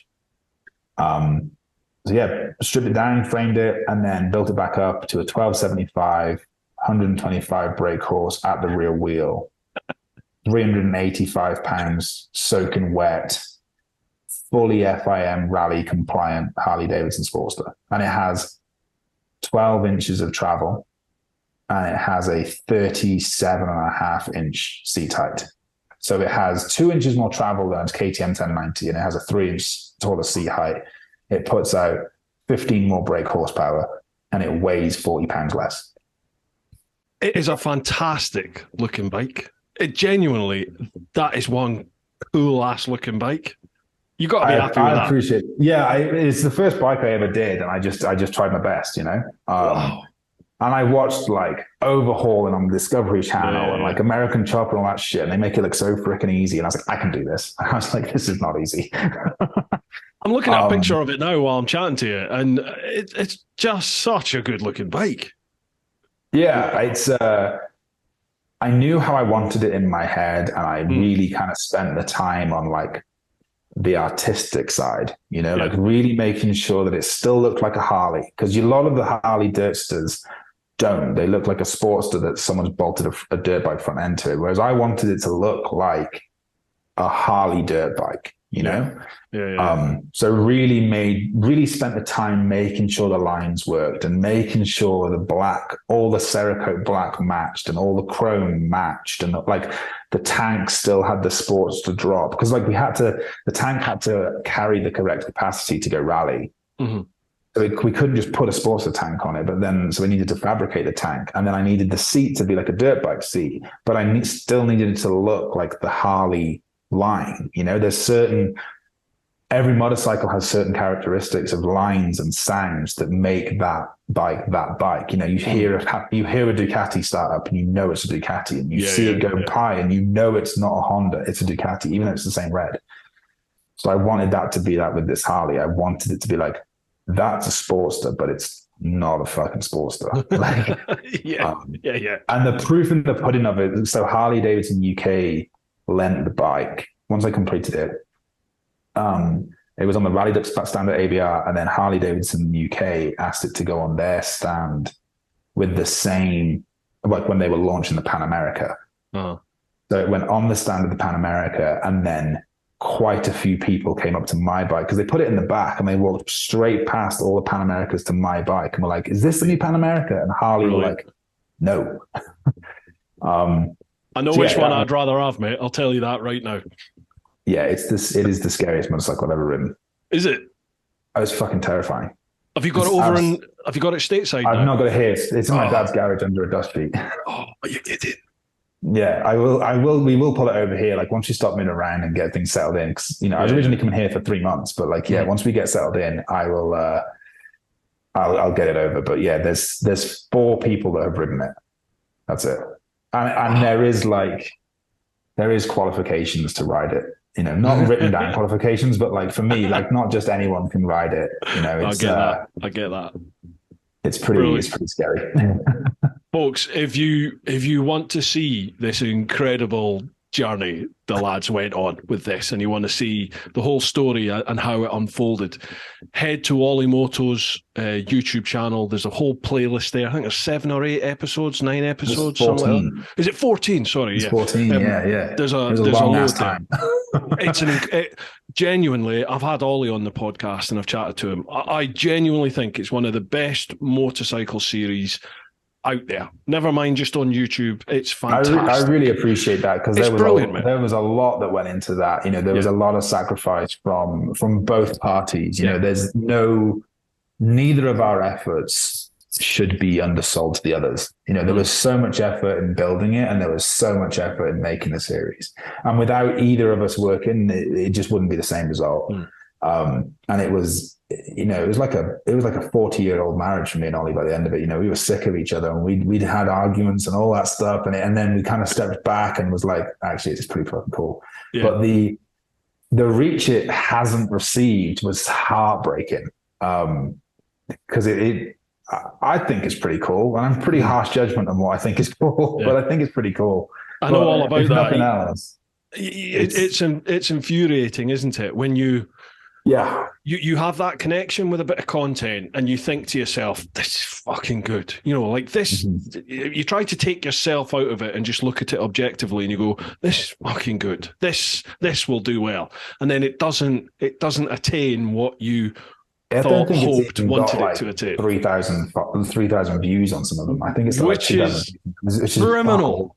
It's fucking criminal, because you look at some of the shite that is on YouTube and social media and getting hundreds of thousands of views. And I'm like, half the time it's just fucking titillation bollocks. It's just shit. Or it's some autonomous edited bit of content off of a fucking GoPro app or Insta360. And you're just like, come on.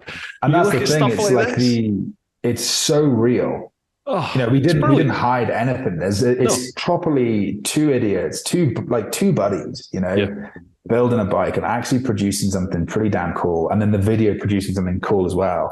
Yeah. And at not any point do we Hollywood it. It's like you see me pour petrol down my armpit in the first fucking episode because I forget to turn the fuel off. Do you know what I mean? Like every point, it's just like, it is total calamity. And we still managed to produce something that I'm very proud of.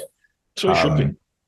But yeah, it was a shame it didn't get the traction I felt it kind of deserved.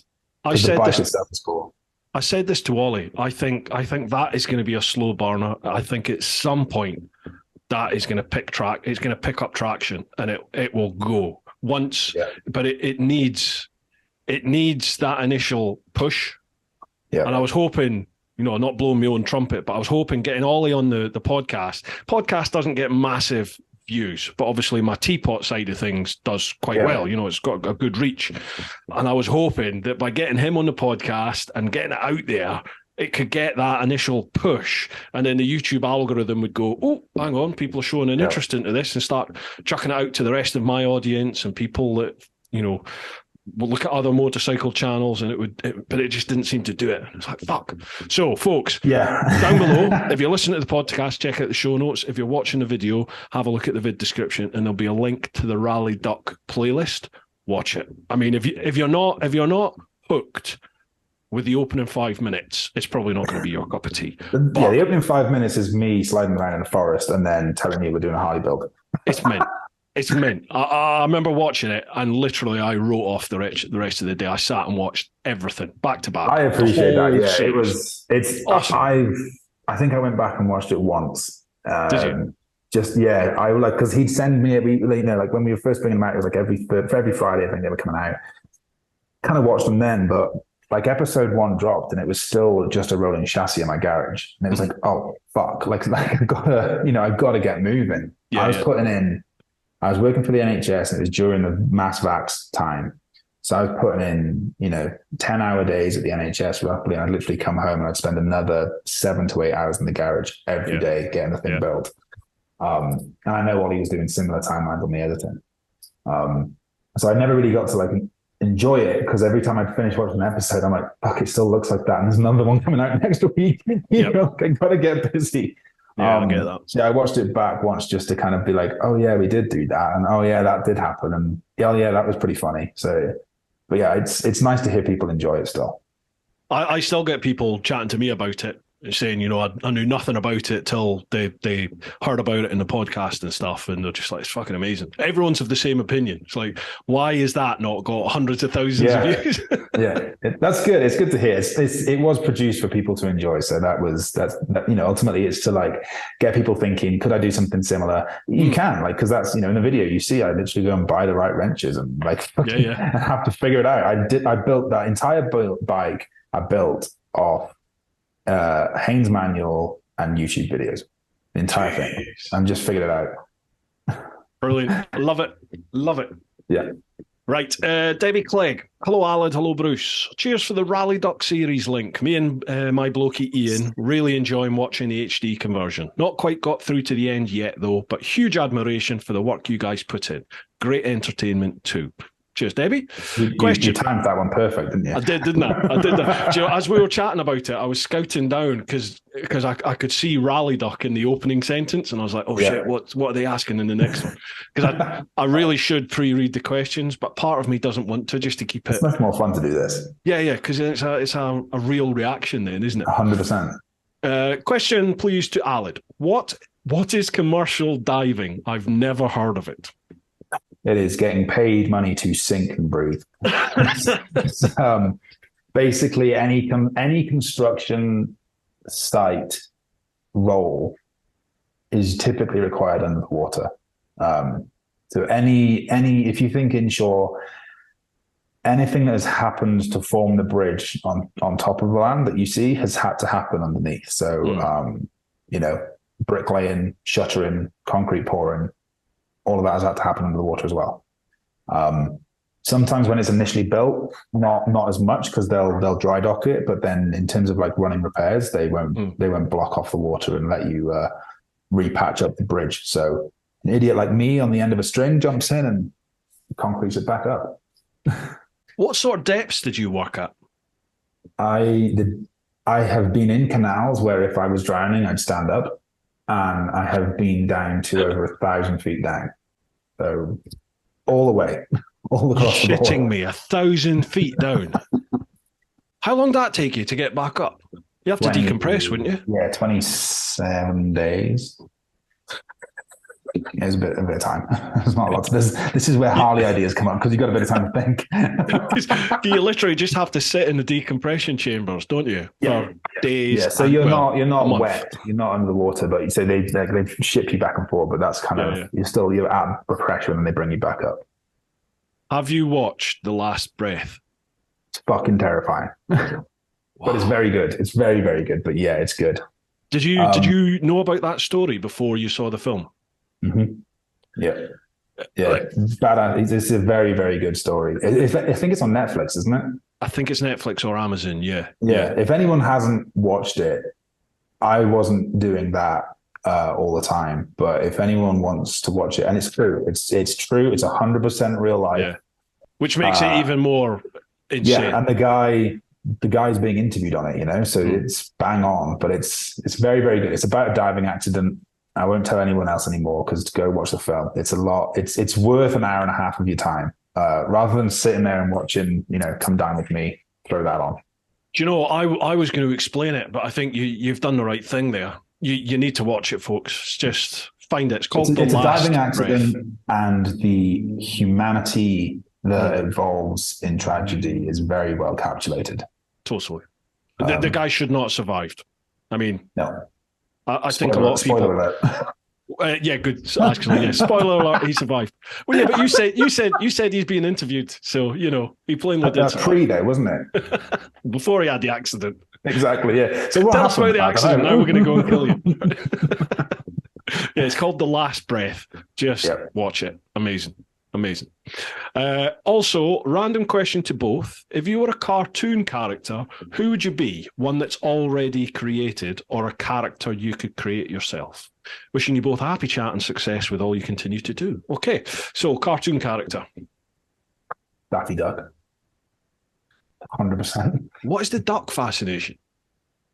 They can swim, they can walk, and they can fly. Oh, okay. Yeah. Like, if you're not happy with it, you can either run, swim, or fly away from it and then shit on people. Fucking awesome.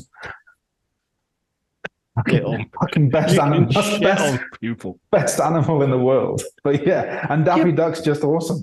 But you'll get some fuckwit in camouflage shooting your ass as you're flying around trying to, That would be where the shitting part comes on them. Okay. Right, okay. And also, I'd like to go on. Well, people always want to choose like a badass thing, but they're picked on just as much as a duck. If you think would you want to be like the Serengeti, lion with the big fuck off mane that everyone's going to pick on and try and scrap with and then maybe shoot? Or do you just want to be a normal ass duck going about his business, just flapping away and then landing in nice, pretty places? 100% I want to be a duck. But people still shoot at you being a duck. People are assholes, though, aren't they? People shoot at you over here as well. So I'm human and I still get shot at over here. It doesn't matter. Yeah, that's right. I think I'd quite like to be Bruce the shark from Finding Nemo. Fish are friends. Yeah. Fish are our friends, not food. You're going to have to get the hook in the lip now. Yeah. Give me a minute. It's like Jackass. Exactly. Right, nice one. Cheers for that, Debbie. Right, what time are we at? Blimey, mate, that's 2 hours we've been at this. Are you okay for another wee bit? Sure. Good. Yeah, if people want to listen to me, I'm going to keep talking. Well, in that case, see you. Nice to chat to you. Right, cheers for that one, folks, over on Patreon. We'll head to Instagram now, which is at TeapotOne Insta. Do you want your social links advertised? Yeah, fireman. Yeah. Lovely. All right. So again, folks, if you listen to the podcast, check out show notes. If you're watching the vid, look at the vid description. All Alec's links will be down there. So we'll head to first one. At Z1KW Enderer. Z1000 Wanderer. What's harder? Hard enduro. That sounded painful, bud. Yeah. Took me a while to figure it out, didn't it? Say what you see. It's like catchphrase. It is. What's harder, hard enduro or supercross, and why? And your missus has basically said, are you trying to start a riot, man? Yeah, she's right on that as well. Oh, man. Is this a big debate amongst you sort of off-road lunatics then, is it? I think it's the same as any sport. Everyone wants to be the tougher or the harder or the, or all that shit. Hard enduro is proving very popular, and I kind of have an opinion on hard enduro that usually pisses people off. What is it? What is hard enduro then? Hard enduro is effectively trials at speed. So it's very, very technically difficult. And the emphasis for me on that part would be technically difficult. The skills to go and do hard enduro, you need to be able to like pop the front wheel up and stoppy and do pivot turns, and all this stuff is very, very technically difficult. And then they add in an element of speed to it to call it a race. Right. It's like Erzberg and Romaniacs. It's all that sort of stuff. If you haven't seen it, go and watch one of them, and that's what hard enduro is. It's gnarly. And the top boys are start on speed then. Yeah. Exactly. 100% on cocaine, speed and meth. The top boys at it, like any top athlete in any sport, are a different breed. So I tend to kind of separate away from them. I'll say supercross is harder because hard enduro is hard, but if you're a semi-competent trials rider, you can do hard enduro. Whereas supercross, if you're a decent motocross rider, you will not stand a chance of going around a supercross track. You won't even get round. What's supercross? Supercross is a motocross track squished into a stadium. And that's the one that's big in America when they do all the big jumps and yeah. Exactly, yeah. So just because of the technical ability and like because it's so compressed, they are landing. Their contact patch to land is usually about 6 inches at third, fourth gear off a 120-foot triple, and they're landing in 6 inches and taking off. So it's that for me, like you take the top guys away from it because the top guys are good at anything. You put Billy Bolt on a supercross track, he's going to be fine. You put a good supercross rider on the hard enduro track, he'll be okay. He won't compete like they will, but Billy Bolt wouldn't beat supercross, I'd argue. Some people would, but I don't think they would. But your average guy could wobble around a hard enduro course, and because sometimes they just walk the bike and all that sort of stuff. Whereas supercross, you could roll every single jump, but to actually do what they're doing, I just don't think it's the same capability personally. Okay. I hope you're going to be reading the comments on this one because you've probably started a war. Oh, 100%. Yeah. It's well worth it. It's fishing. Right. Next one. HB2 Mav. I took that first picture and I'm the clothed one in the fifth picture. That's the one with the naked guy chasing the biker. I thought it was you. I thought you were the one on the bike. I took the photo. Right. Okay. Gotcha. Yeah. And the naked guy is Tim. He's the guy that sings the Wrecking Ball in the full HD. Really? Mm-hmm. He likes getting clothes on. We all know somebody like that. We've all got that, mate. Another one from Z1000 Wanderer. Okay, last one. Is there any real psychology around avoiding training with slower riders when you are training for racing or rallying? Um, yeah, yeah. It's riding with slower riders versus training with slower riders needs to be differentiated, in my opinion. Okay.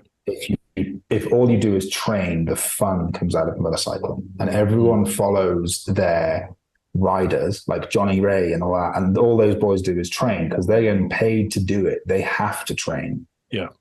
We're not, we're not getting paid to train. We're not getting paid to ride. So you need to keep it fun. So riding with your buddies if they're slower, or riding with slower riders so you can do new trails and stuff is important. You shouldn't kind of speed dictate. But if you're going to train and you're riding with slower riders, you will ride slower. You will not be pushing your envelope. So your envelope in terms of fitness will slow down. Your line choice will slow down because the line that you're taking at speed will not work at slower speed. If you think about your tipping point, that alters, your apex alters, everything alters. And then you get used to that. And then when you have to push that 6 foot deeper and that's, that 10 mile an hour harder, it's scary again. Yeah. So then you're kind of always in your comfort zone. You're never learning how the bike reacts when it's out of control. Because you're always in control because you're riding slower. And your fitness suffers because you're not riding faster and harder. You're just riding at their pace, which you can do all day. You're not pushing, you're not developing. So if you're going to, I always trained by myself and then would use the races to pace off. And then once you've done a race or two, where you're slower. You know what you need to work on. And the psychology of that is an important one. Like everyone's like, I need to beat him. He beat me by 10 seconds. And it's like, but what is 10 seconds? Is it 10 seconds in a minute? Was the whole race a minute long and he beat you by 10 seconds? Or was it 10 seconds over 7 hours? So did he beat you by 60%? Is he 60% quicker or is he 2% quicker? Because now you know how to be faster. Now you know how to train quicker because you don't need to beat him. You need to be 3% quicker and you beat him. That's it. That's all you need to do. So if you're riding with slower people, you're never going to get that. You're never going to be 3% quicker because you're riding slower. No, I get that. Makes sense when you say it like that. Absolutely. I think that's the difference, I think, between me and you. I can't enjoy anything. I can't enjoy anything. Like if I go and watch Supercross, I'm looking what lines they take and I'm watching how they do things because I want to do it. I want to know it. I am the guy that has always taken things apart to figure out how they work and put them back together. That's me. I started, my wife's a big Baltimore Ravens football fan here, American football over here. She's a big fan. And she's exceptionally knowledgeable on baseball. Very, very knowledgeable. She played softball to a good level and is very knowledgeable on baseball. Football, she just enjoys watching. I watch football and watch it how I watch rugby. And I'm like, why the fuck are they doing this? Why are they doing that? I'm watching, I have to watch it. And we kind of had an argument because I'm like, they're going to run the ball again on first down. They run it every time and it doesn't work. And she looks at me and because it's obviously her team. And she's like, do you think you can do any better? And I'm like, yeah, don't run the fucking ball. And then they ran it for the next four first times they ran it again. She looks at me and she's like, you just had to say it, didn't you? Like you couldn't just enjoy the stinking game. And I'm like, you just ruined it for me. Yeah. And it's like, why can't I just enjoy the game? Why can't I just watch it for what it is? But I have to break it down to see how they're doing it because then I can figure it out. So you've got a very analytical mind about everything then, do you? Are you like that with everything? Or just things that you... Things I care about. Yeah. Yeah, like if you put me in an English room and tell me to analyze a book, I couldn't give a shit. Gotcha. Yeah, gotcha. How engines work and how certain people do certain things, I like knowing how it works. I'm like that. I'm very selective with that. But if there's something I pick up on, I'm all in on it. Like literally, I'll buy the T-shirt, I'll wear the hat, I'm everything on that. Yeah. But I find I'm not like that with many things anymore. Like even riding a bike. Like I think I'm just at a stage riding motorbikes where I just really ride them on the road, or even when I'm on the track, I know where my limits are and I'm happy just within those limits. I don't feel any any impulse to push anymore. Yeah. Like I always used to, and now I don't, because I think I'm older and I've crashed a lot and I've hurt myself a lot, and it costs a lot of money, and now it's my job, and I'm like, well, if I can't ride a bike, I'm fucked, because I need this in my job. So I'm very comfortable at that. But I'm like that with editing. I find myself now I find myself watching YouTube videos or films or the TV. I watch it and in my head I'm breaking down, oh, how have they done that cut or that transition, or like you start picking up on little continuity issues, where you're like, oh, well, I can tell they filmed that before this bit or after this bit, and then to make it into the story, and you're like, oh, okay. Yeah, I find I'm like that with only a few things. It's the little things is what the difference is, though. Yeah. The subtleties, and I think that's the difference. And like with motorcycling, like I hadn't raced for a time and came out here and went and did a race. And I actually filmed it because I wanted to like send it to my dad and so they could do that. So it's like a first race back in like 3-4 years. And it's a hare and hound, which I never did very well anyway. And it absolutely killed me. And I remember like a couple of guys came past me in the class above me, and I was like, I want no part of it. Yeah. Like I want no part of it. I want nothing to do. I know what they're having to do to get to that point. Yeah. And I want no part of it. So I'm not even doing it to like race anymore. I don't really want to race anymore. I've raced what I raced, and I'm happy with how I did it, and I'm very proud of what I achieved. But I still love knowing how I do it, because the other part of that is like I might be able to help someone, because I am good at that part, and I am good at spotting what people are doing. My dad was very good at it and passed it over to me. So now if people came to me for training or wanted a little bit of help, or, if like Cece wants to learn to ride a motorbike, I can take them to kind of whatever level they want to do, because I am a student of the sport and always will be. And it doesn't have to be for me. I just love knowing, like, how the fuck is he doing that? Like how it's not just twist throttle and close your eyes. There's so much more to it than that. And how are they doing it? And then when you start breaking it down, I just become obsessed. So, love it. So, are you already doing the tuition and training side of things stateside? No. So, because of working with Triumph has their adventure experience over here, which is run by Jeff Stanton. And I did it mostly to give back, and because it was extra money, being frankly, I didn't have a lot of money back in the UK, and now here it's not so much of an issue. And I love not having to go and do it. And I don't want a conflict of interest with Triumph, which it could potentially be. And I love the role I have with them at the moment. And I get a lot from that, and I still get to impact people. So no, it's not. I haven't done it. What becomes Rally Duck? Don't know. But it was a great run for 3 years or whatever it was. Yeah. Right. There's still loads more questions here, but since we've sort of moved into that area, let's hit it. How did you go from like Aberystwyth, Wales, to the States? How did this happen? Yeah, so I kind of was in a spot that I realized I needed to change. The whole like happiness, contentment thing.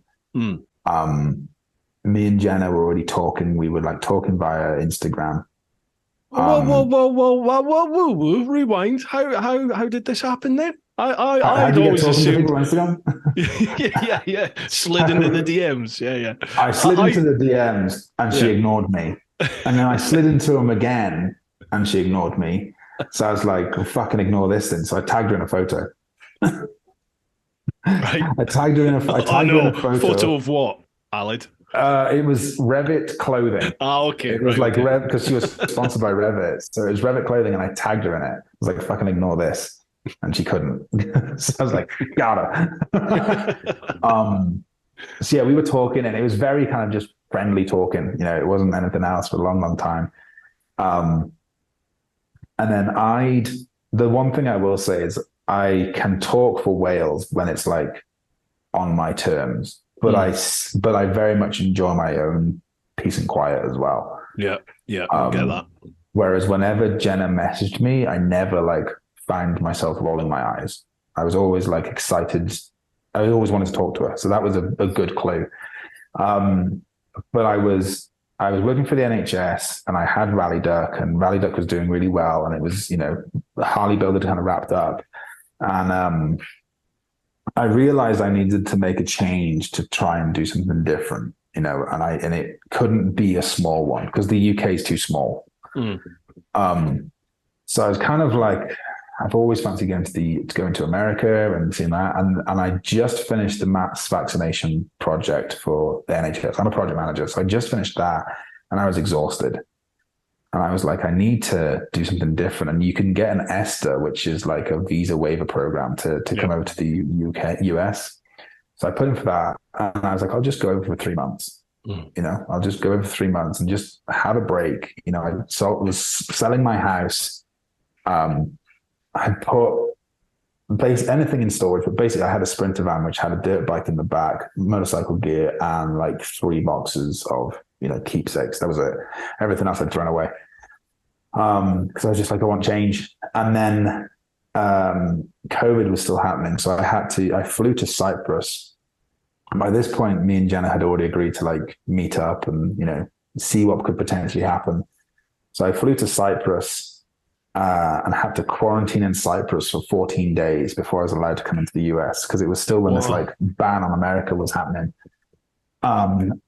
So I did that for 14 days. And then when I was in Cyprus, they changed it that you couldn't fly through Europe. You had to be, even if you'd transferred through Europe, you weren't allowed on American soil.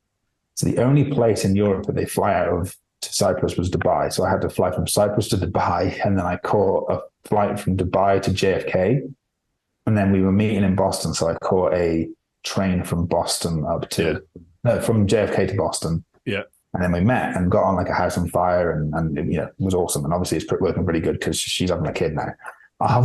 So like that was that part. And then she lived down in Kentucky and I was up in upstate New York, and I talked to a guy that ran an event, and I was just we rode the event together, and then I was just going to help him out a bit and kind of travel around and see what happened. So did the event, and then I was kicking around in New York, went to this other event that he did, and then Triumph motorcycles were there. And they had like all of the demo rigs and everything. And I got talking to a guy there. We'd already emailed because we were borrowing bikes at this other event. We were borrowing Triumphs. And then Jenna, backpedaled a little bit. Jenna rode the bike that is in all our photos when we borrowed it for Triumph. And then I ended up buying that bike. And it's the bike that's still in our garage, which is very cool. But I spoke to Adam, who was the marketing director, spoken to him, but never really met him. So I wanted to like go and thank him for the bikes. So I was at this other event, went and thanked him, like found him and thanked him. And then that was it. And I was working the event. And then whatever they needed, it was my job to kind of get them. So, they needed a bit more water, or they needed some weights for their tent or whatever, I just get their stuff. And then it was a 5-day event, second or third event. Third day, Adam messaged me. He was like, "Hey, do you want to go grab a beer? Just to catch up." So we went and grabbed a beer, shot the shit for like an hour, hour and a half, however long it was. And then at the end of it, he was like, "I've got a position available." And I was like, I didn't. And he was like, "Well, would you be interested?" I was like, "I don't know how it works with my visa or an S and that sort of stuff." And he was like, "We can figure that bit out." I was like, "Okay." So then 6 a.m. the next day, he messaged me. He was like, "Hey, you up?" And I was like, "I'm already here working. Like I'm already, getting taken care of stuff." And he's very, very like shy, like quiet guy, super, super awesome dude. But pretty quiet. Didn't say anything else, just sent me the link to the job. So I was like, okay, that's a pretty good hint. Yeah. So applied for the job and went through all of that. And the job was experiential marketing specialist, which is basically go to events, set the events up, tell people motorcycles are cool, ride around in circles, come home, basically. There's a lot more to it than that, but that's the general. Where do I sign? Yep, gotcha. Yeah, exactly. So got accepted for the job. And then just to put it into perspective, the like pay difference in America, I was a band 7 in the NHS, running, like doing the project management, setting up the vaccine centers, like pretty high stress, high level job. And I got half of my salary on top to go and ride motorcycles in circles. Wow. Yeah. Wow. Just to put into perspective the difference of like UK to America, that's a big one. So got accepted the job and then moved down to Atlanta, and that was 2 years ago. Like I literally flew over here with a bag of riding gear and a bag of clothes, and haven't been back since. Yeah, so then flew all over the country and got to have some like truly amazing experiences, and got to like share them with Jenna, and got to have some stuff. It was a very cool job, but there was a lot of travel involved, and a new relationship, new marriage with that much travel is a strain. And then we started talking about wanting to be parents, and it just wasn't realistic. So then I got a job opportunity back in healthcare as a project manager, and that best part tripled my salary that I was getting for Triumph. So it wasn't that much of a decision. Yeah. And obviously that put us in a position that we could now become parents quite comfortably and be secure. And I went and spoke to Triumph and explained, and Adam, again, is a family man and a very, very good friend and a very, very good human. And he like totally understood, but I had, thankfully, my ability on a motorcycle was good enough that they wanted me to still ride for them. And I also knew how to run the events. So they asked, would I be interested in still kind of doing demos for them and leading rides out? And then, if there's, motorcycle industry people that need a good fast ride out, could I lead them for Triumph, which was extremely humbling and an extremely awesome moment for the kid that was scared of motorcycles. That literally learned to ride them so he could hang with his dad, to have the might of Triumph America say, can you come ride for us and tell people that bikes are cool? As I was like, when they didn't have to, like they wanted me there and they paid me as a contract to come and do that. I was like, fuck yeah, I'll do it. It was very cool to like, call my dad up and say, hey, motorcycles are the reason my mortgage is going to be paid. And then now like, they still want me to come and tell people bikes are cool. It was a very, very cool thing. So I get to pick the events I do. So I think me and Jenna comes and does it too, which is awesome. I think we're doing 6 events this year. So she's going to be like 7 months pregnant at Sturgis Rally, showing people, telling people that bikes are cool, and we'll be going around in circles. So it's very, very cool thing to be able to do. Has that registered with you, what you just said? You're going to be working at Sturgis Rally for Triumph America. I did it. So I did it this last year. I did Daytona Bike Week. Oh my God. I did Sturgis Bike Rally. I was at COTA for the MotoGP for Triumph. You shitting me? Yeah, I was there for Triumph. Like the experiences, like that whole year was every motorcycle American bucket list I could tick off. I was at Daytona Supercross. I was at the Daytona 200. I went to Anaheim 1. Everything that I kind of wanted to go and do motorcycle wise, I went and did. I rode a motorcycle in like 42 states in a year. Jesus. I just literally it was different when it was my full-time job. Like now I literally fly in with my helmet, my gear bag. I fly in, pick up a hire car or get picked up, drive to the event, jump on a brand new Triumph, adventure bike. So 1200 or 900 or Scrambler, go and ride for a few hours and find a cool route, and then take people around it for 3 days. And then at the end of each day, I'll usually take out like an industry person that wants to go for a fast ride and literally get to spank the living shit out of a dirt bike, not a dirt bike, like an adventure bike. Yeah. As fast as they'll ride. Come back in and then fly out, and I get paid to do it. It's but are you happy? Again, are you happy? Very content. And then I had a couple of other manufacturers reach out. I had Ducati USA reach out yesterday and ask would I be interested in it, and it's extremely humbling, and it means a lot. It's because it's not, that brand is trusting you to represent them. They're trusting you to ride well enough that people are going to have fun. They're trusting you to ride safe enough. And then they're also trusting you with the helmet off to talk about the bike and represent them. And, that is a part of that I do not take lightly. You know, and it really does mean a lot to me when someone trusts me enough to do that with my ability and my speaking. Thankfully it's not writing, because I'm dyslexic as fuck, but like, you know, speaking and writing, they trust you enough to do that. And it never will be something I take lightly, because it always means a lot to me. Especially because I did it because I wanted to hang with my dad, and I wanted my dad to be proud. That was it. So it's cool. Very cool. What a story. That's awesome. I love that about the States. Like, people like to ridicule the States for lots of different reasons, don't they? And I'm not saying they've got everything right, but I do think in the States, they value, they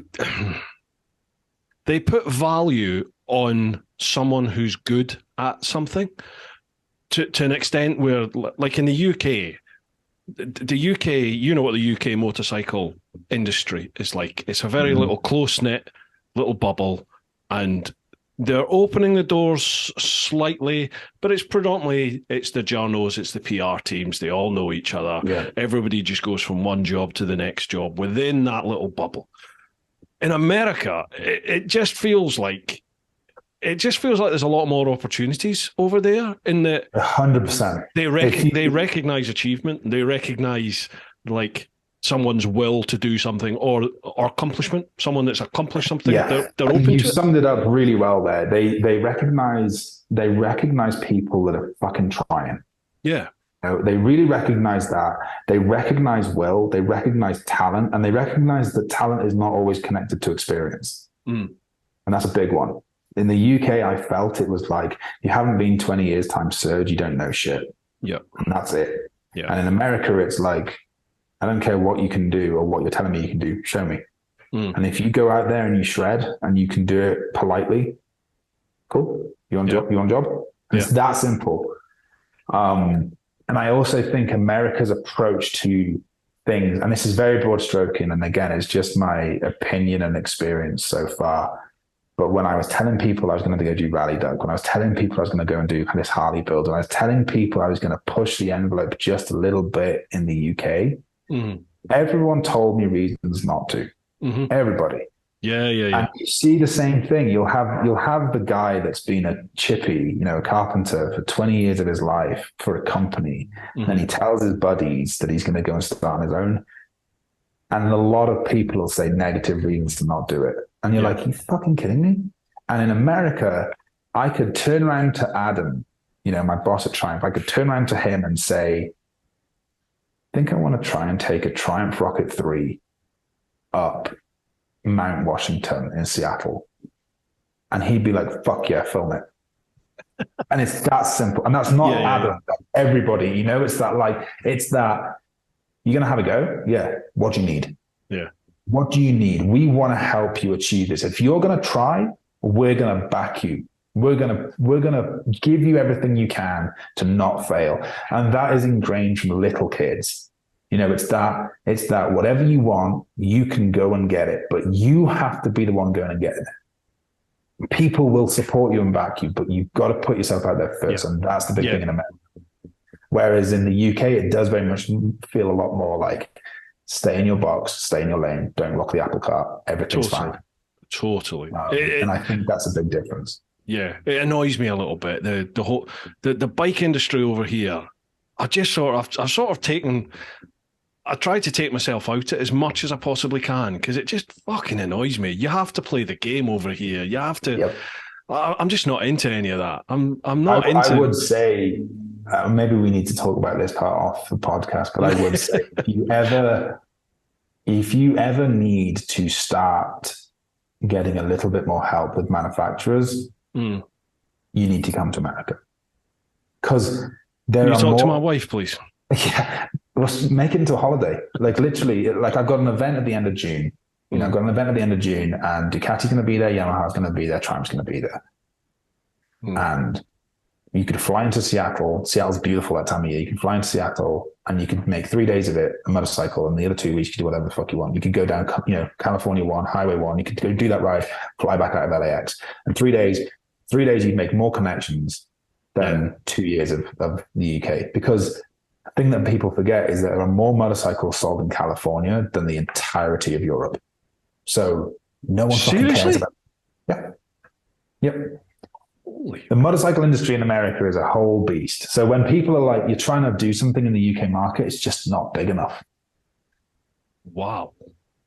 Yeah. So that's not slagging off the UK. It's just like the opportunities in motorcycling here is ridiculous. And like, to put a different spin on it, I won a British Rally Championship, and I got a single can of beer from a 6-pack with a sticker on it. Really? That's what I won. I didn't win any money. That's all I got. That's all I got. I did a race here, a local race in the state of Colorado. I got within the top third. I got like 140 out of 480 something riders. I got $10 back for my gas. I didn't get fuck all. I got $10 back in my bank account for my gas money. Yeah. And that's the difference. You know, the power of the industry here.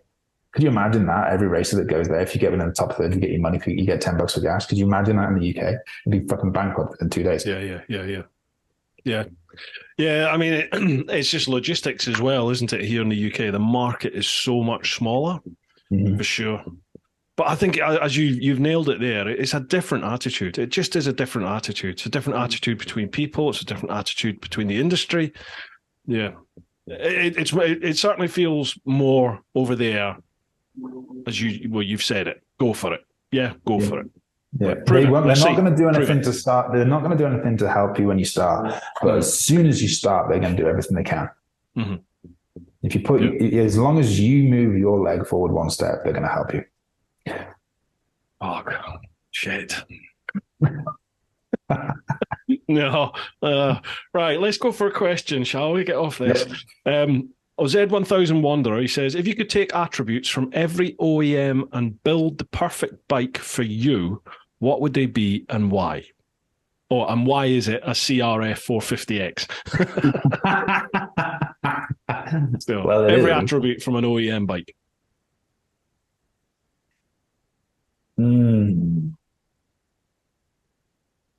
That's difficult because we all need like 5 bikes, right? No, just buy a GS. It does everything. There you go. Yeah, I think I'm going to build like my overland like adventure bike. That's what I'm going to take. Okay. I'm going to take the chassis of the Tiger, of the Triumph Tiger 900. Oh, that's convenient, isn't it? Yeah, I'm going to take the chassis. It handles very, very well. That's the biggest thing. I'm going to take that chassis. Engine-wise, I'd take a KTM 1090 engine. Oh, why the 1090? I don't like big bikes. Okay. I much prefer riding a slow bike fast than a fast bike slow. No, I love the feeling of using all of the engine.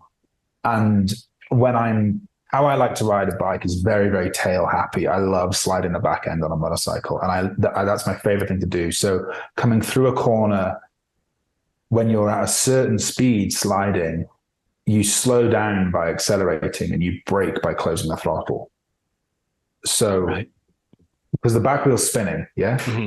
So in order to slow down, you need the back wheel to lose grip. So you need to spin the wheel more so that it doesn't grip, so that it slows down. And then to accelerate, you close the throttle so it grips more.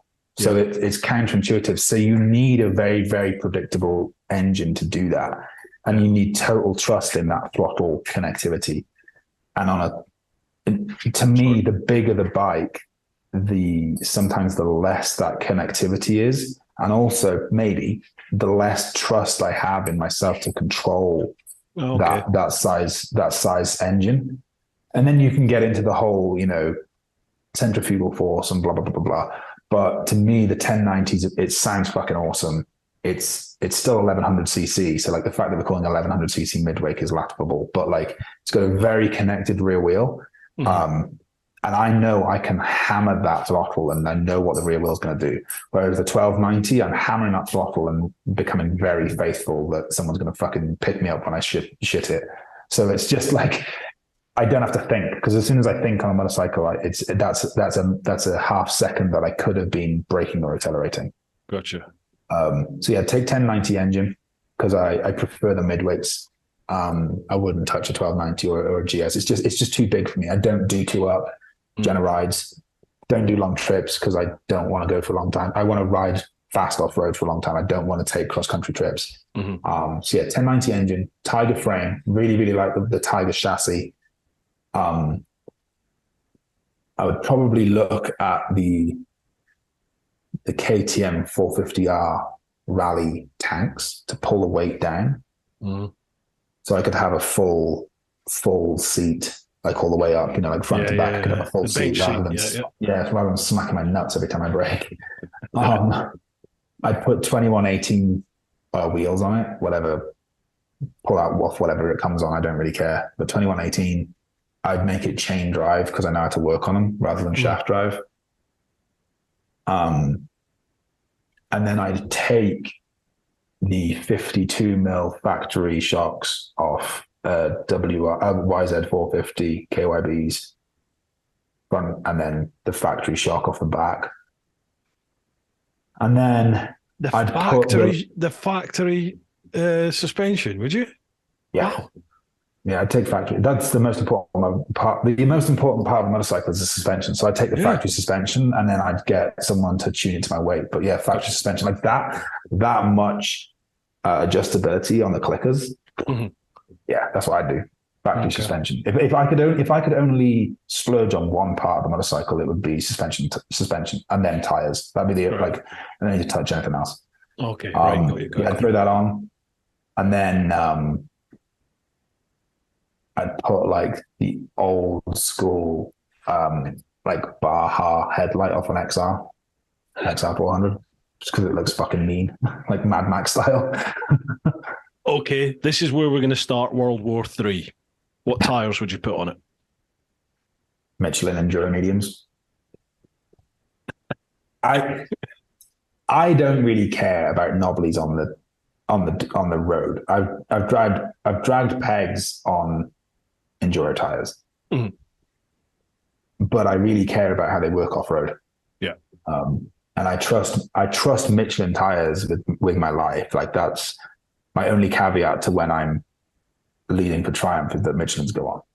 Wow. Okay. And I'm not sponsored by them. I think a lot of it is to do with, I know exactly what they're going to do. The predictability on them. Are they perfect everywhere? No, but I know where they suck, so I can ride around it. And that's the thing. I really like TKC80s as well. But I just find the Anarchy Wild is a little bit more predictable through a heavy corner. When you're really kind of hooking it in, I just feel like it sticks a little bit better. And then I've never found it wanting. And that's the big thing. When I'm leading rides out, I'm leading people of different abilities, and I have to know. Sometimes I'm going from ride. So like, okay, this last weekend, I led a ride out. I set the cruise control on a bike off road at 20 mile an hour because I was fucking bored. So I set the cruise control at 20 mile an hour and just ride along.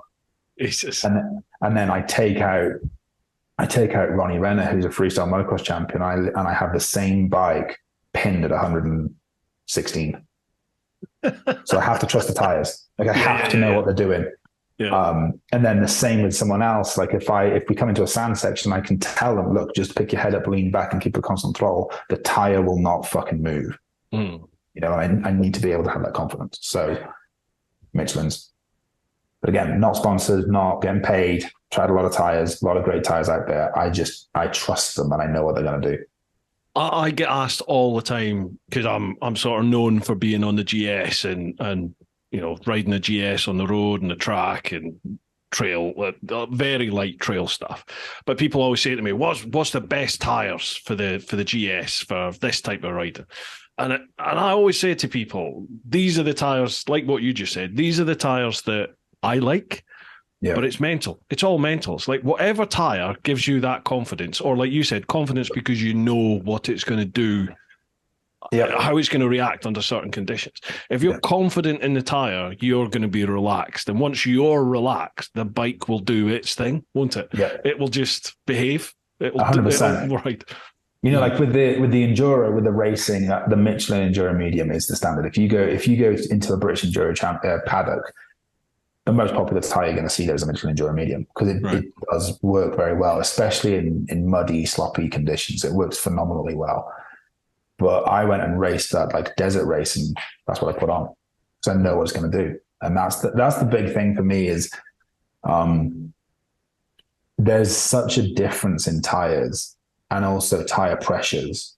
You know, so it's like Metzler's like to run a slightly less pressure than a Michelin, because it's got a slightly harder sidewall, so it doesn't warm up as quick as a Michelin on the same pressure. So if you're running a Metzler, if you run it 2 psi less than you'd run a Michelin, the rear wheel grips better for you. So just playing with those. You're frowning at me. No. I'm just thinking, because like on the road, like 2 psi is a big old. Oh no, I'm thinking a bar. Am I thinking a bar? Yeah, I'm thinking a bar. Like 2 bars. PSI, like fucking hell. Yeah, PSI is not a lot, but it makes a big difference to how the rear wheel. So when you come into a corner, like Tigers come with Metzlers, and we put Michelins on them for off road. But the Metzler, you have to run slightly less pressure, because when you're coming in, they just don't warm up as quick. So you'll come into a corner and crack the throttle up, and you'll feel it buck and weave just slightly. And don't forget, you know, for your average rider, you're going to be running them in, you know, so you're not nailing it. Whereas we get brand new bikes delivered to us, and then I've got to go and pre-run the course as fast as I can to make sure that it's safe for everyone. So I jumping on brand new bikes with brand new tires and fucking spanking it. So if you're on Metzlers, you do just run them a little bit less, and it's just like that difference is, if someone runs a Metzler and they're like, oh yeah, it feels like it bucks and weaves on the back, it's like, was it new and what pressure were you running? That's the first question. You know, because it doesn't work as well. And then if you're like, oh, I've always run Michelins, or I've always run TKC18s, you're like, yeah, it's gonna feel different. Run less pressure. Yeah, for sure. Or put on what you like, you know. Yeah, totally. Right, I'm just looking at questions here. We've got 2 more on Instagram. That 990 guy, that's your man, isn't it? That's Seats. Yeah, Seats. He says, what's the plans for the HD build now? Baja? I want to get some supermoto wheels for it. Right. And Baja's right here, you know, so kind of stupid not to. Draw your own conclusion from that. Exactly. But yeah, supermoto wheels for sure. And then there is a very famous race very close to me now that wasn't in the past. So yeah, probably. Oh, mate, might need to get a Patreon going on for that one, just for my medical bills. Oh wow! You have to get Ollie over to film it. Yeah. So when Ollie is back live on Ollie Moto, I think we'll hold on till then. I might go pre-run it by myself, so I don't have any video footage of me looking like a pleb. But maybe when he's back live, that could be our welcome home gift. Yeah, nice one. Looking forward to him coming back on as well. Right. Seats also says, what's the best tip for a weekend trail rider who wants to go racing? That's a good one. I would say, see how long you can actually ride the bike for. A lot of people go trail riding. There's a lot of gates in the UK. So you ride 5 minutes and then stop for 30 seconds. Then you ride 5 minutes and you stop for 30 seconds. And that's not how racing works. You know, it doesn't have to necessarily be a motocross track, but somewhere that you can lap is good. Even if you find a trail system that doesn't have gates on it, you know, you'll see how long you can actually ride without stopping. It's a big thing that a lot of people get caught by. Yeah. Because the endurance side of things. Yeah, if you think about it, if you were running a marathon and you got to stop every mile, you'd piss it. Yeah. But the hard part of the marathon is the continual run. Every quarter of a mile, maybe. Yeah, exactly. If you break it down into small enough, it's easy. 100 feet, maybe. Yeah. So I would say do that, and then I would say don't ask anybody any questions on any public forum. I would say find a buddy or a mate that does it and go and do it, and just fucking ignore everybody else. But if you can go to a motocross track first, or like an enduro play day, it's good because you get used to motorcycles coming past you.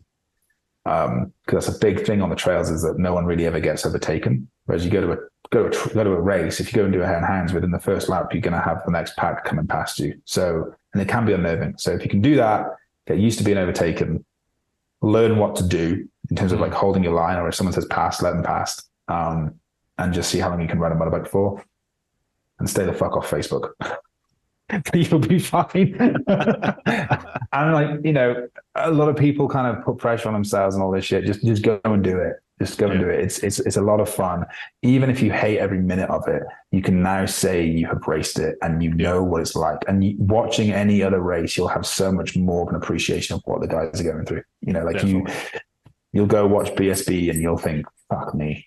You know, it's just, it puts everything into perspective. You don't need to have done that race. You just have so much more of an appreciation now of what they're doing and what they're going through. Yeah. I've had mates that they just raced in like the No Limits Rookie Cup. You know, it's like the bottom level of racing taster to get you into it. And they were like, it was like a drug for them. They were just like, that feeling you get on the start line waiting for the lights to change to go. And they were just like, it's the best feeling they've ever had in their entire life. And as you just said, it gave them that new appreciation for what it must be at the highest the highest level. I was thinking BSBs, but even taking that up to MotoGP level. You know, everything makes sense now. And I think that's a great thing about motorcycling, that sport, is that it's so accessible still currently. You know, like if you want to go and do F1, if you want to go race a car, it's not as accessible. But if you've got an adventure bike, you can go, I don't know, Sweet Lamb do like the Baja rounds, there's 3 or 4 of them now. You can go and enter one of them, change your tires, you know.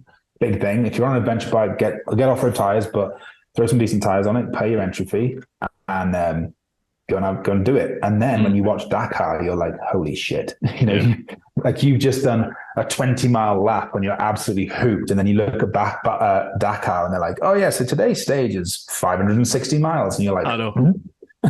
Yeah, and then you have to do the transition to the next stage. Yeah, exactly. So I think it's very good to anyone to do a race, because you realize some people's race is their first sporting endeavor. And it's good to know what your body does when it's under pressure. Not everyone knows that. Bring it down a level or two. Do you know a chap called Ed Palmer? Yep. This question, ass or titties? Ass. You're an ass man. I can grow tits. Ass takes sculpting. You know what I mean? Some double D's here. That's the thing. There's teenage girls the world over that have looked at my titties with envy. Ass takes sculpting. You got some junk in the trunk. Exactly. Seats has got another question. How much wood would a woodchuck cut if a woodchuck could cut wood? I'm surprised I said that a couple of beers in. Double the amount of half of it. Is this something you debated after many beers with him before? Probably. He's probably said that to me when I was wiring the fucking Harley for the first time, and that's why I nearly set myself on fire. Right, that's all the Instagram ones. We have one more over on Facebook, and I think that will bring us to almost the 3-hour mark, mate. Apologies. I thought to myself, we'll do 2 hours. I think I could do another 2 happily. But anyway. There's still loads of stuff we haven't talked about. I know. Right, so across the Facebook, which is TeapotOne, first one, well, the only one, Simon Broom. Hi, and hope you're both well. My questions are: what are the differences between USA and UK bike cultures, and which do you prefer? Well, we've covered that, haven't we? I think a very big one that we didn't touch on is the ease of access here. So I had to retake my car and motorcycle test here. Gotcha. Yeah. Okay. The motorcycle test here is not a motorcycle license; it's a motorcycle endorsement, and the wording of that is very important. You cannot operate. There's probably a state, because obviously it's 50 states that all operate as like 50 countries, but my experience in Georgia and a couple of the others,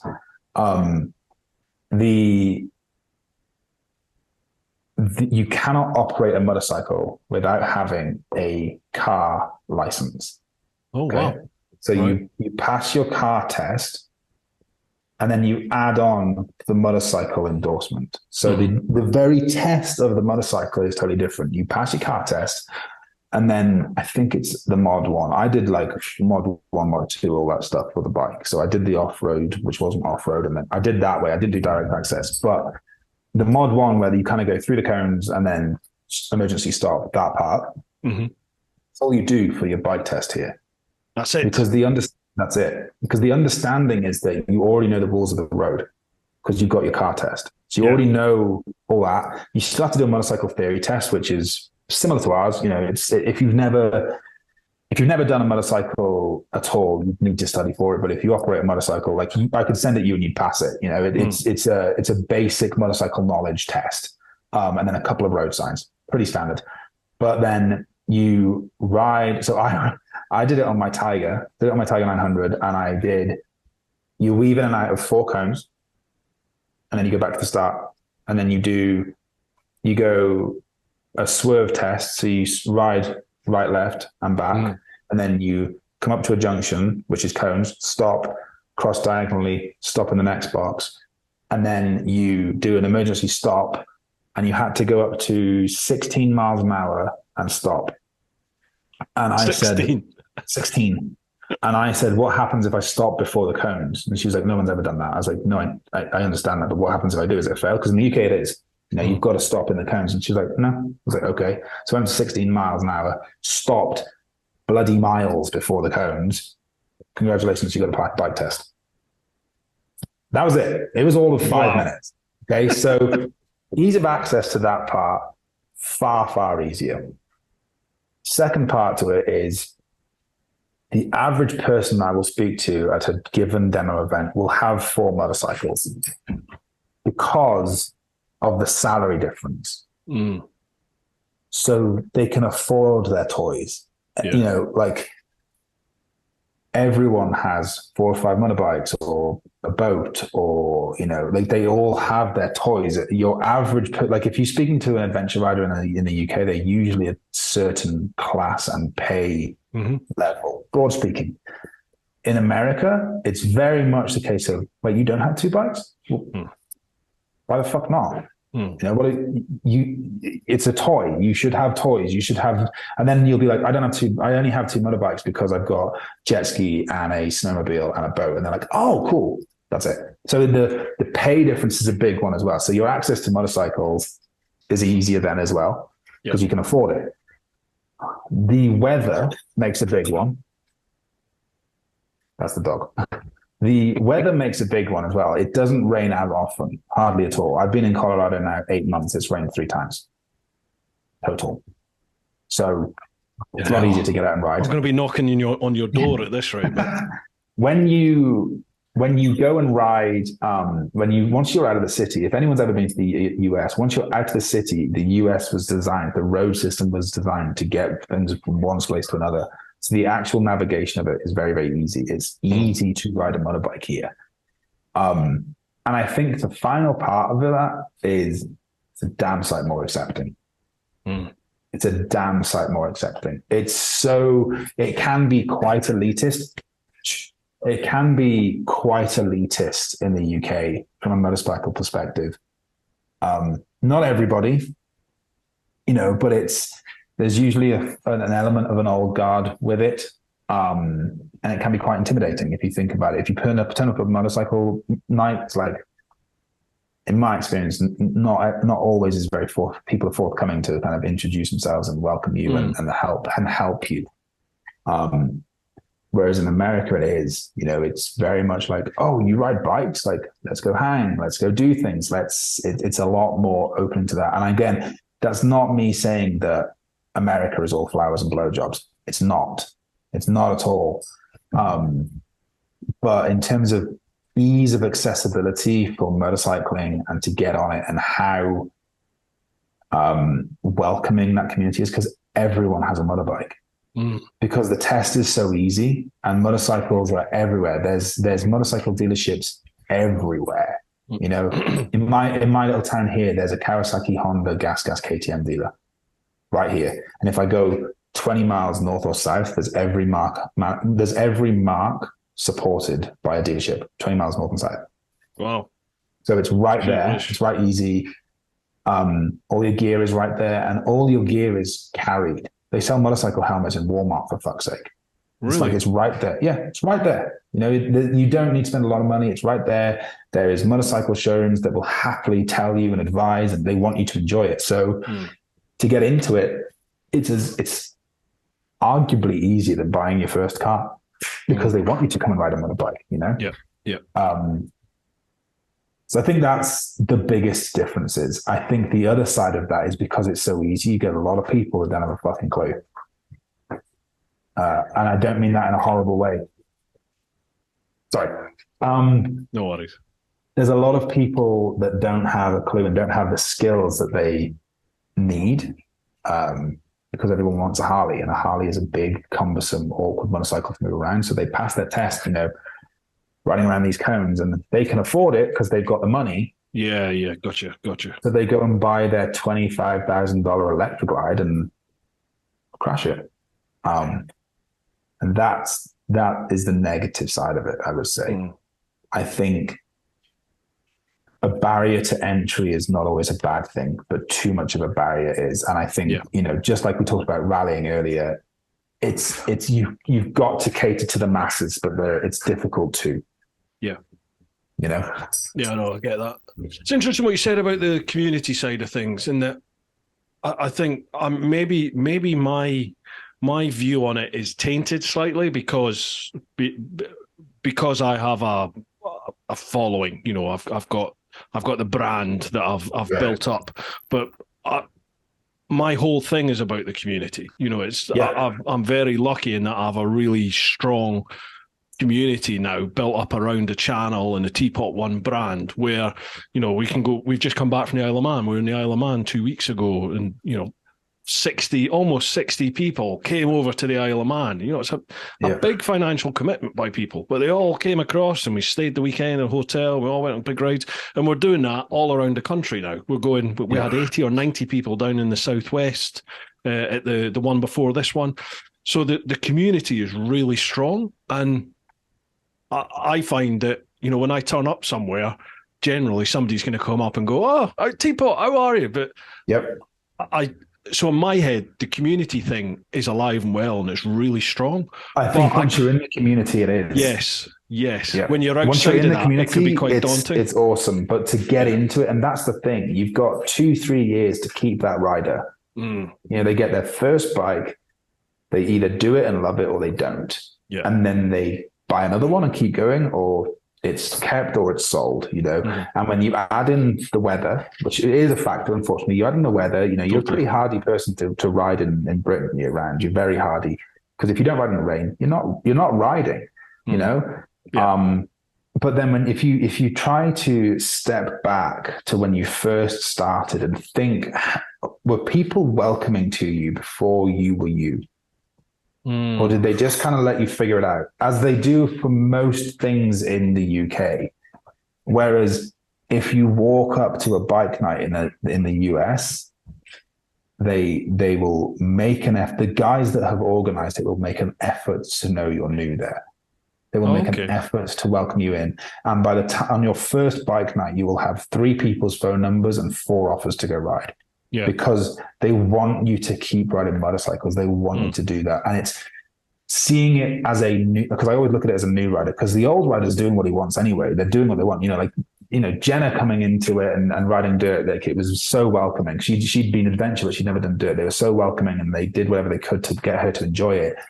And seeing it as a new rider, I think, is the important thing, because that's what's needed to keep it healthy. And there's always new riders in America. Always. And you go to the events and it's set up for the new riders. You know, it's like, this is where you go and get educated. This is where you go and get taught. These are people that want to help you, blah, blah, blah, blah, blah. And that's something that could be better in the UK. And it's again, it's not me slagging off the UK, because we keep ourselves to ourselves. We are a more reserved people. And America is loud, and it's, you know, hi, everything's awesome. Fucking more awesome. in your face. Monday. So there's pluses and minuses, but I think once you're in the community, the motorcycle community in the UK is arguably tighter knit because of that. Mm. But it's harder to penetrate in. I do think things are changing here. I think social media is having a big effect. There's definitely a younger crowd coming into biking. Yep. Not in the volumes that I think it needs, but there's definitely a lot more younger people coming in. There's a lot more women coming into biking now.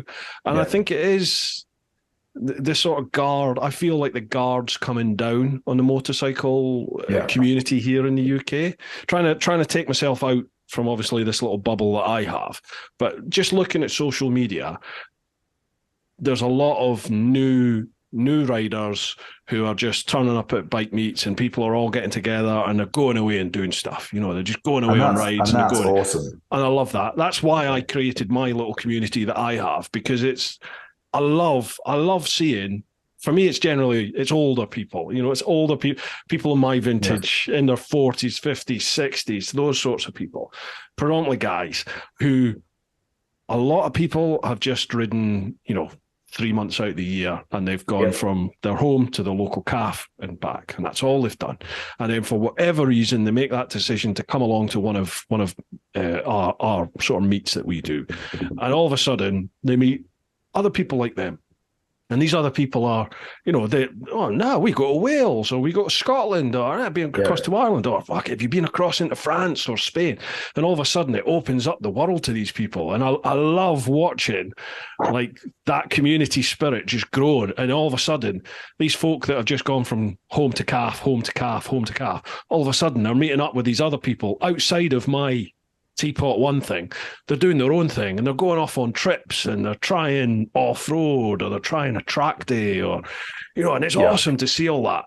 And you see people's lives just change. I get messages from folk that are just like, motorcycling saved me. It absolutely saved me, and they're like, they start telling you about the paths that they were on. It's awesome. That's awesome. It's the best tool in the world. I think I will say as well, my view of it was probably warped, because how I treated motorcycles in the UK is different to how I treat them here. And I was also in Little Mid Wales, minding my own business, trying to be somebody and very focused on what I was trying to do. Gotcha. Whereas here, I flew into LA and was kicking around the bike shed, and then go out to the Mojave Desert and then fly back. And I was in downtown Atlanta. Like, it's always big metropolitan cities that are nice, sunny, pretty, and look like Hollywood sets. So that has a big change on it as well, because obviously more people, more motorcycles, more access, blah, blah, blah, blah, blah. So I think I didn't do as much in the UK motorcycle community as I have here. So that's probably a warping of my own doing as well. Mm-hmm. So if I think the fact that there is a motorcycle community anywhere is always something that makes me feel better about the world. Whenever I think the world's shit, I see people riding motorbikes, and I'm like, could be worse. Exactly. It's a common denominator, isn't it? Yeah, it's a universal language. You turn up on a motorcycle and someone's going to smile at you. Someone's also going to shake their fist at you, and it's always funny. But you ride anywhere, and people know. You'll find motorcycle. If you're on a motorcycle, you'll find motorcyclists, and you'll have someone to share a beer with or a coffee with, and I think that's the best thing. And a wheelie's cool anywhere in the world. 100%. I can't wheelie, so skids are cool too. Skids are very cool. Very cool. Right, dude. That's us hit 3 hours. I'm not going to take up any more of your time. I really do appreciate you joining me for 3 hours of your life, Alan. Thank you very much, mate. Really enjoyed it. Yeah, it's been good. It's been great to talk to you and catch up. Absolutely. Dude, have you got anything to promote? Have you got anything to plug? Feel free. Stage is yours. Keep having fun, people. Yeah, I think keep having fun. Be nice to each other. There's enough assholes in the world. Don't pick on the Harley guy. It's not his fault. If it stops being fun, I think, I've stepped away from the sport a couple of times, not for long times, and it was always self-inflicted. If it stops being fun, just cut yourself some slack.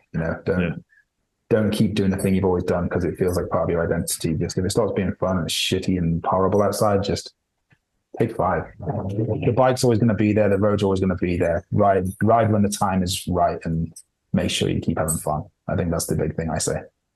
Like it. Awesome. Dude, I wish you and Jen the very best with the impending Parenthood. You're going to smash it, obviously. And yeah, crikey. So I'll be moving over there quite soon, I think, by the sound of it. Perfect. Whenever you want, let me know. Come do an event with us. I got bikes here for you to come play with. Oh, God. You might regret that. Oh, all right, dude. Really appreciate it. Thanks very much, man. Folks, hope you've enjoyed this one. Again, make sure you check out that Rally Duck series. The links will be down below. And give Alec a little follow on his socials. All right, keep doing your thing. Look after those that you love. Get on out there whenever you can. But most importantly, live your life. Ooh-ha! Dude, that was mint.